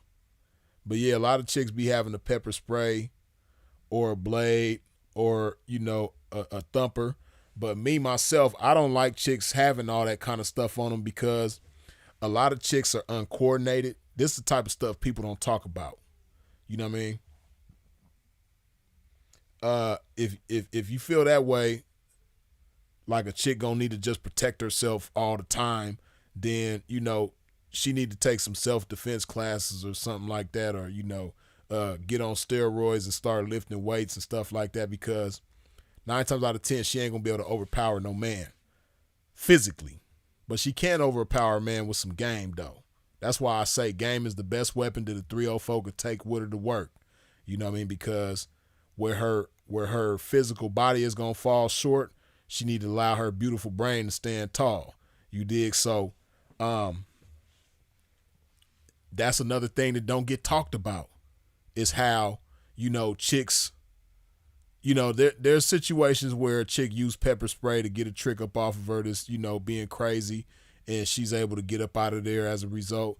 But what don't talked about is when, you know, a female try to pull a weapon on a trick, and that trick overpower her ass and do something to her with that weapon she was trying to do something to him with. You dig? Because a lot of chicks be slow physically, uncoordinated, you know what I mean? Physically. You know, they not built like that.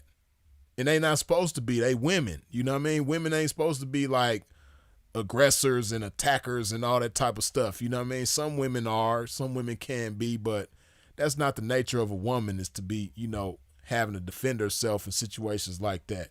And see, with that, the way I see that is like when a chick got a weapon on her at all times while she down working, you know, it's like, it's pacifying a weakness to me. It's pacifying a lack of game. Because if a chick is gamed up properly, she ain't gonna never need that kind of stuff. You know what I mean? Shit happens, yeah. But if a chick is laced properly, man, 9 times out of 10, she ain't gonna need that kind of stuff. And if she do got that kind of stuff, a lot of times, man, they put themselves in bad situations with that. You know what I mean? Imagine a chick call herself trying to pull a blade out on the trick. She in the car, she got to reach inside her purse, take the blade out, open the blade, all this sort of type of stuff. She thinks she finna do that in a car with a trick. You know what I mean? And then depending on if she left-handed or right-handed, you know what I mean, her good hand might be close to the trick, so she ain't gonna be able to do nothing with him. You know, it's just a lot of stuff that people don't think about. You know what I mean? Like, just imagine you sit, like me, I'm left-handed, right?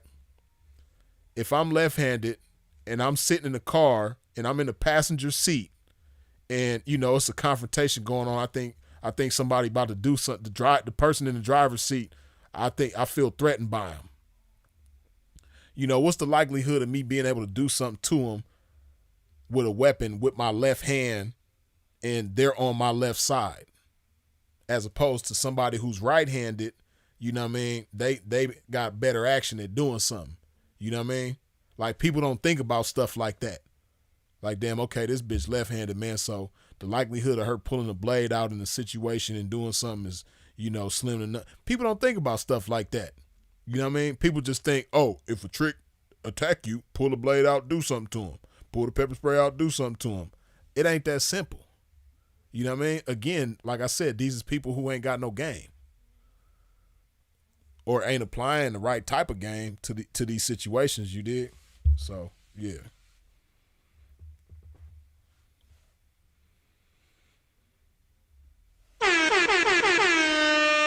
Water sign 10, good looking with the $2 holla. Damn, how's it doing that? It's weird. Okay. Weedy, you around?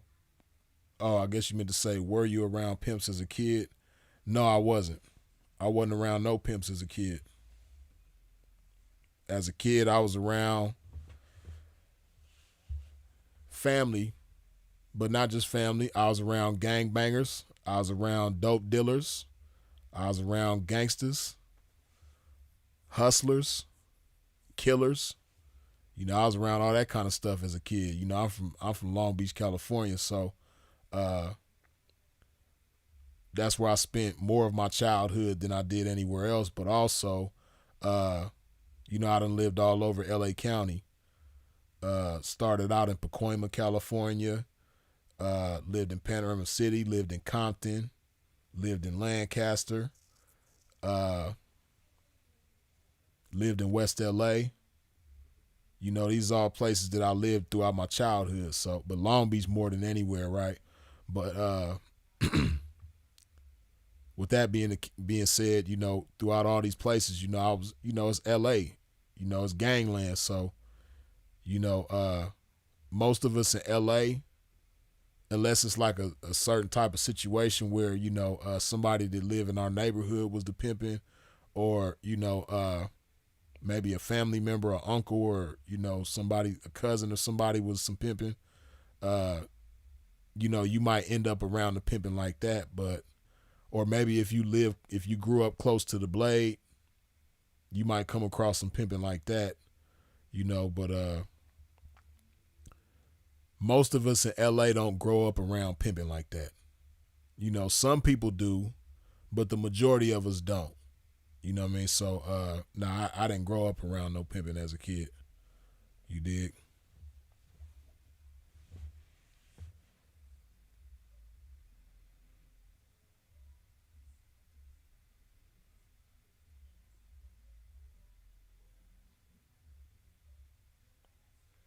What advice would you give to a 304 with a possessive P?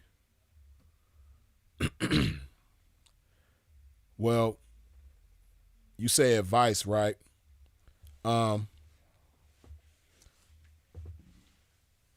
advice would have to be for a 304 who's with a possessive P she doesn't want to be with. Right? And sometimes 304s will give the impression like they don't want to be with who they're with.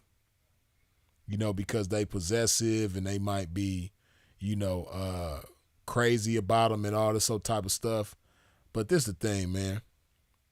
A chick who's with somebody like that, who stays with somebody like that, is there because she wants to be. And to a certain extent, she likes that. You know, a lot of chicks ain't gonna say it, man, but the reality is, man, you know, chicks, it does something to their ego. It does something to them to see a guy be crazy about them. A lot of chicks like that type of shit. You know what I mean? When they know a dude will crash out about their ass, when they know a dude will come air the whole block out, you know what I mean, just because somebody called her out her name, you know what I mean, or you know, she might even lie about a situation. You know, she might say pimpin' put their hands on her when pimpin' didn't. And she know he gonna come to the rescue and go crazy, you know, and you know, if they in the store together and somebody look at her too long, he tripping. You know, a lot of chicks like being with dudes like that, man. And if they don't want to be with somebody like that, guess what they gonna do? They gonna blow. You know what I mean?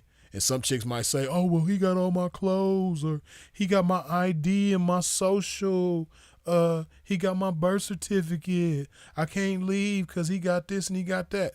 Hey, man, chicks leave their kids behind. Chicks leave their family behind. So if a chick could leave her family and her kids behind, she definitely could leave some documents behind that she could easily replace. You know what I mean? Chicks be sticking around in them type of situations because they like that shit. Trust me, when a 304 is ready to blow, she's going to blow. And she going to leave all that shit behind if she really want to go. So the advice is blow up. Choose up. You dig? Find somebody else's pocket to get into and choose up. That's the advice. You dig?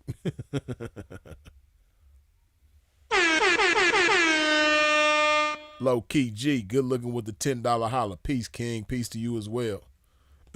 Paru. No. Bro, so damn stupid with that shit.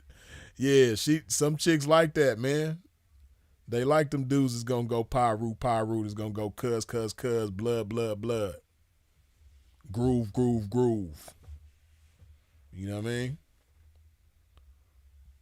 Some chicks like them dudes is gonna put it on King David. Just gonna put it on Chief. Just gonna put it on Willie. You know what I mean? Just gonna put it on Larry. You know, some chicks like them dudes, man. They ain't gonna say it, but we know it's the truth.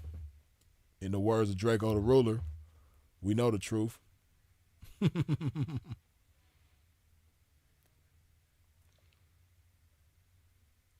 Three the Hardaway say, you remind me of my folks up out of L.A. that taught me my game. They from where you from, I got respect for L.A. cats, mad hustlers. Three the Hardaway for sure, man. Much appreciated. I take it as a compliment, you dig? AK-40 Steven. Right. And 187 Kevin. We can't forget him. You know what I mean? 187 Kevin and AK-40 Steven. Bro, so damn stupid with that shit. Where the hell do you think of a name like AK-40 Steven? Oh man, 187 Kevin. Bro was retarded for that shit. Oh man. Selling P for the tortilla, man. These chicks will choose up with anybody, man. Anybody that make them feel good in that moment, they gonna choose. You joking, but I done seen chicks really get down for the tortilla, man, for real, for real. For real, for real. Look, King Mo. On Chief, they do. Laugh out loud. You know what I'm talking about. You know what I mean?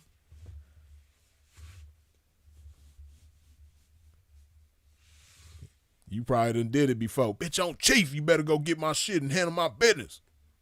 She just get turned on by that. You know what I mean? I'm telling you. Don't be fooled, man, and think that the chick like, oh, he just so crazy. I don't know what to do. I can't get away from him. Nah, she can get away from him. She don't want to get away from him. There's a difference between can't and don't want to. She don't want to get away from him. Every time he say on Chief or on David or on Larry or on Cuz or Blood or Pyru or Groove or any of that shit, she get turned on. She like that shit. Slim is pregnant again. Yeah, somebody had mentioned that in the chat before some days ago. Yeah, I don't know, man. Hopefully that'll be a blessing in disguise for her, man, because you know, she's moving she has a tendency to move very recklessly, man. And I don't know, man. Cause she still be doing that little, what's that shit? Whip it or whip it. I think it's called a whip it. The little shit that you inhale, you squirt it into your mouth. The air shit you squirt into your mouth. She be still doing that shit, man. So hopefully her being pregnant will make her, you know, pump the brakes on all that type of stuff, all the drugs and the alcohol. You know, hopefully the pregnancy will make her pump the brakes on that shit, man. Because she needs something to intervene. Hopefully that's it.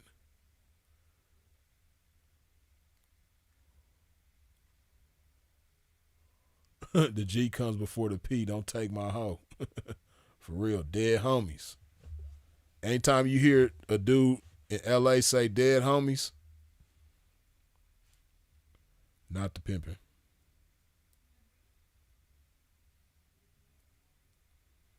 And I know certain cats that I'm cool with probably be like, man, Freeze, man, how you say that, man? How you say just because I be saying dead homies, I ain't the pimping? Hey, man, I have some respect for your pimping when you take that dead homies out your vocabulary. And don't start saying on the dead pimps, because that ain't pimping either. You know what I mean? You ain't gonna never hear a real pimp say, man, on the dead pimps.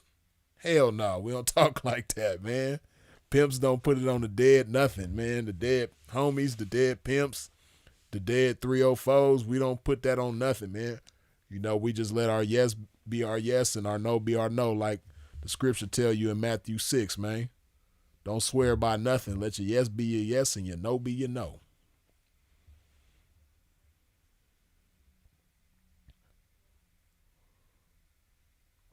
Phil Jackson say this won't take long. Anybody else miss Sinful? Man. Endlessly, man. Infinitely. You dig? For sure, for sure. Speak of the devil, chances are she will have the baby sleeping while attending the client. Damn. I ain't gonna put that on her. Bill Purr say, on the dead lokes. On BPSN, on 6 Out, on Pyru. Yeah, man.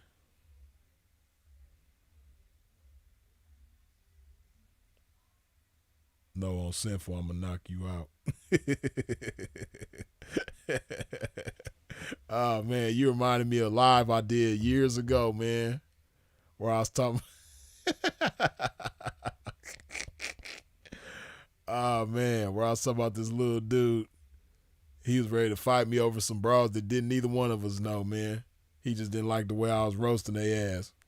Nigga told me, nigga, on Pyru, I'll knock you out. He was about Cat Williams size. He was ready to knock me out on Pyru over these bras that didn't neither one of us know. He didn't know him and I didn't know him. But he was mad because he was trying to holler at their ass, but they wasn't paying him no mind because I had their ass so upset because I was roasting the hell out their ass and they was mad at me. So they was going back and forth with me, but I'm roasting the hell out of him. And he mad because he trying to holler. And they ain't paying his ass no mind because he ain't got no conversation. He lame as hell. You know what I mean? So because he can't command their attention the way I can, you know what I mean? On Pyru, nigga, I'll knock you out. Oh, man, that shit was funny as hell. Y'all got to go back. I can't remember which live that was when I told that story. Damn. I can't remember. But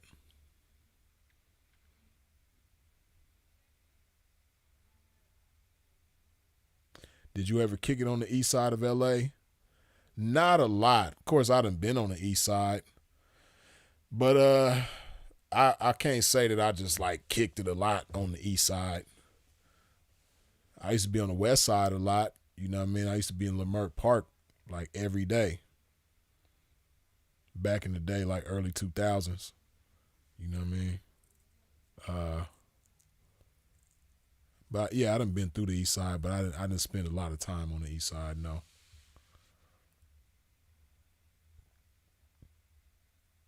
Jesse the Gentleman, you remember that live? Yeah, I can't remember what the title is. And then hopefully it's still there, man, because I had to take some of my lives down. A couple of my old lives, like I know a favorite was my LA County Jail Tales. And what I'm going to have to do is I'm going to have to edit it and re-upload it because it had got blocked. But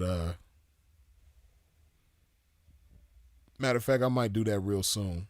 My LA County Jail Tales, because people like that video. That was actually one of my favorites too that I done myself. That's one of my own personal favorites of my own lives was my LA County Jail Tales.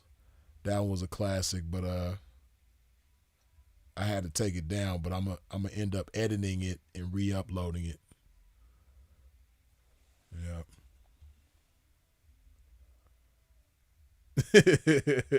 Jesse the Gentleman say you roasted the shit out them chicks too. Yeah, when the chick told me, nigga, get out of here with them old Mexican shoes on. Oh, that shit was funny as hell. Matter of fact, what I'm gonna probably do, I'm gonna find that clip and I'm gonna just that little segment of the live, because I know that live is long. I'm gonna find that segment of that live and just make it into a clip and post that shit, because that shit funny as hell. Oh man, yeah, I'm gonna have to make that into a clip.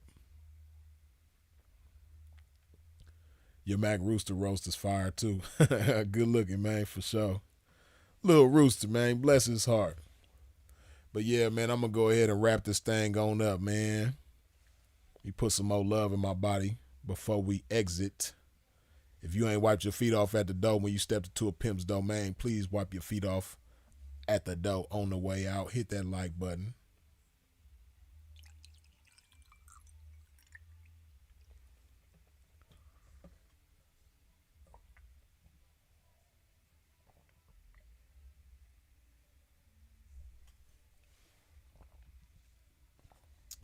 Let me see something real quick, man, because the game wasn't over before I started this live. Let me see, man. Let me see. Yeah, the Niners won, man. They had me a little spooked for a minute, man, because the Packers looked like they was trying, man. Packers was up last I had seen, and I was scared, man. I'm like, man, they can't lose in Frisco, man. Yeah, good old Niners, we won, man. We to that Super Bowl, man. We on our way. But yeah, man, as always, man, I appreciate y'all for tuning in and tapping in with a pimp, man. I appreciate y'all for all your comments, questions, jokes, good feedback, input, all that. I appreciate you for sharing this video.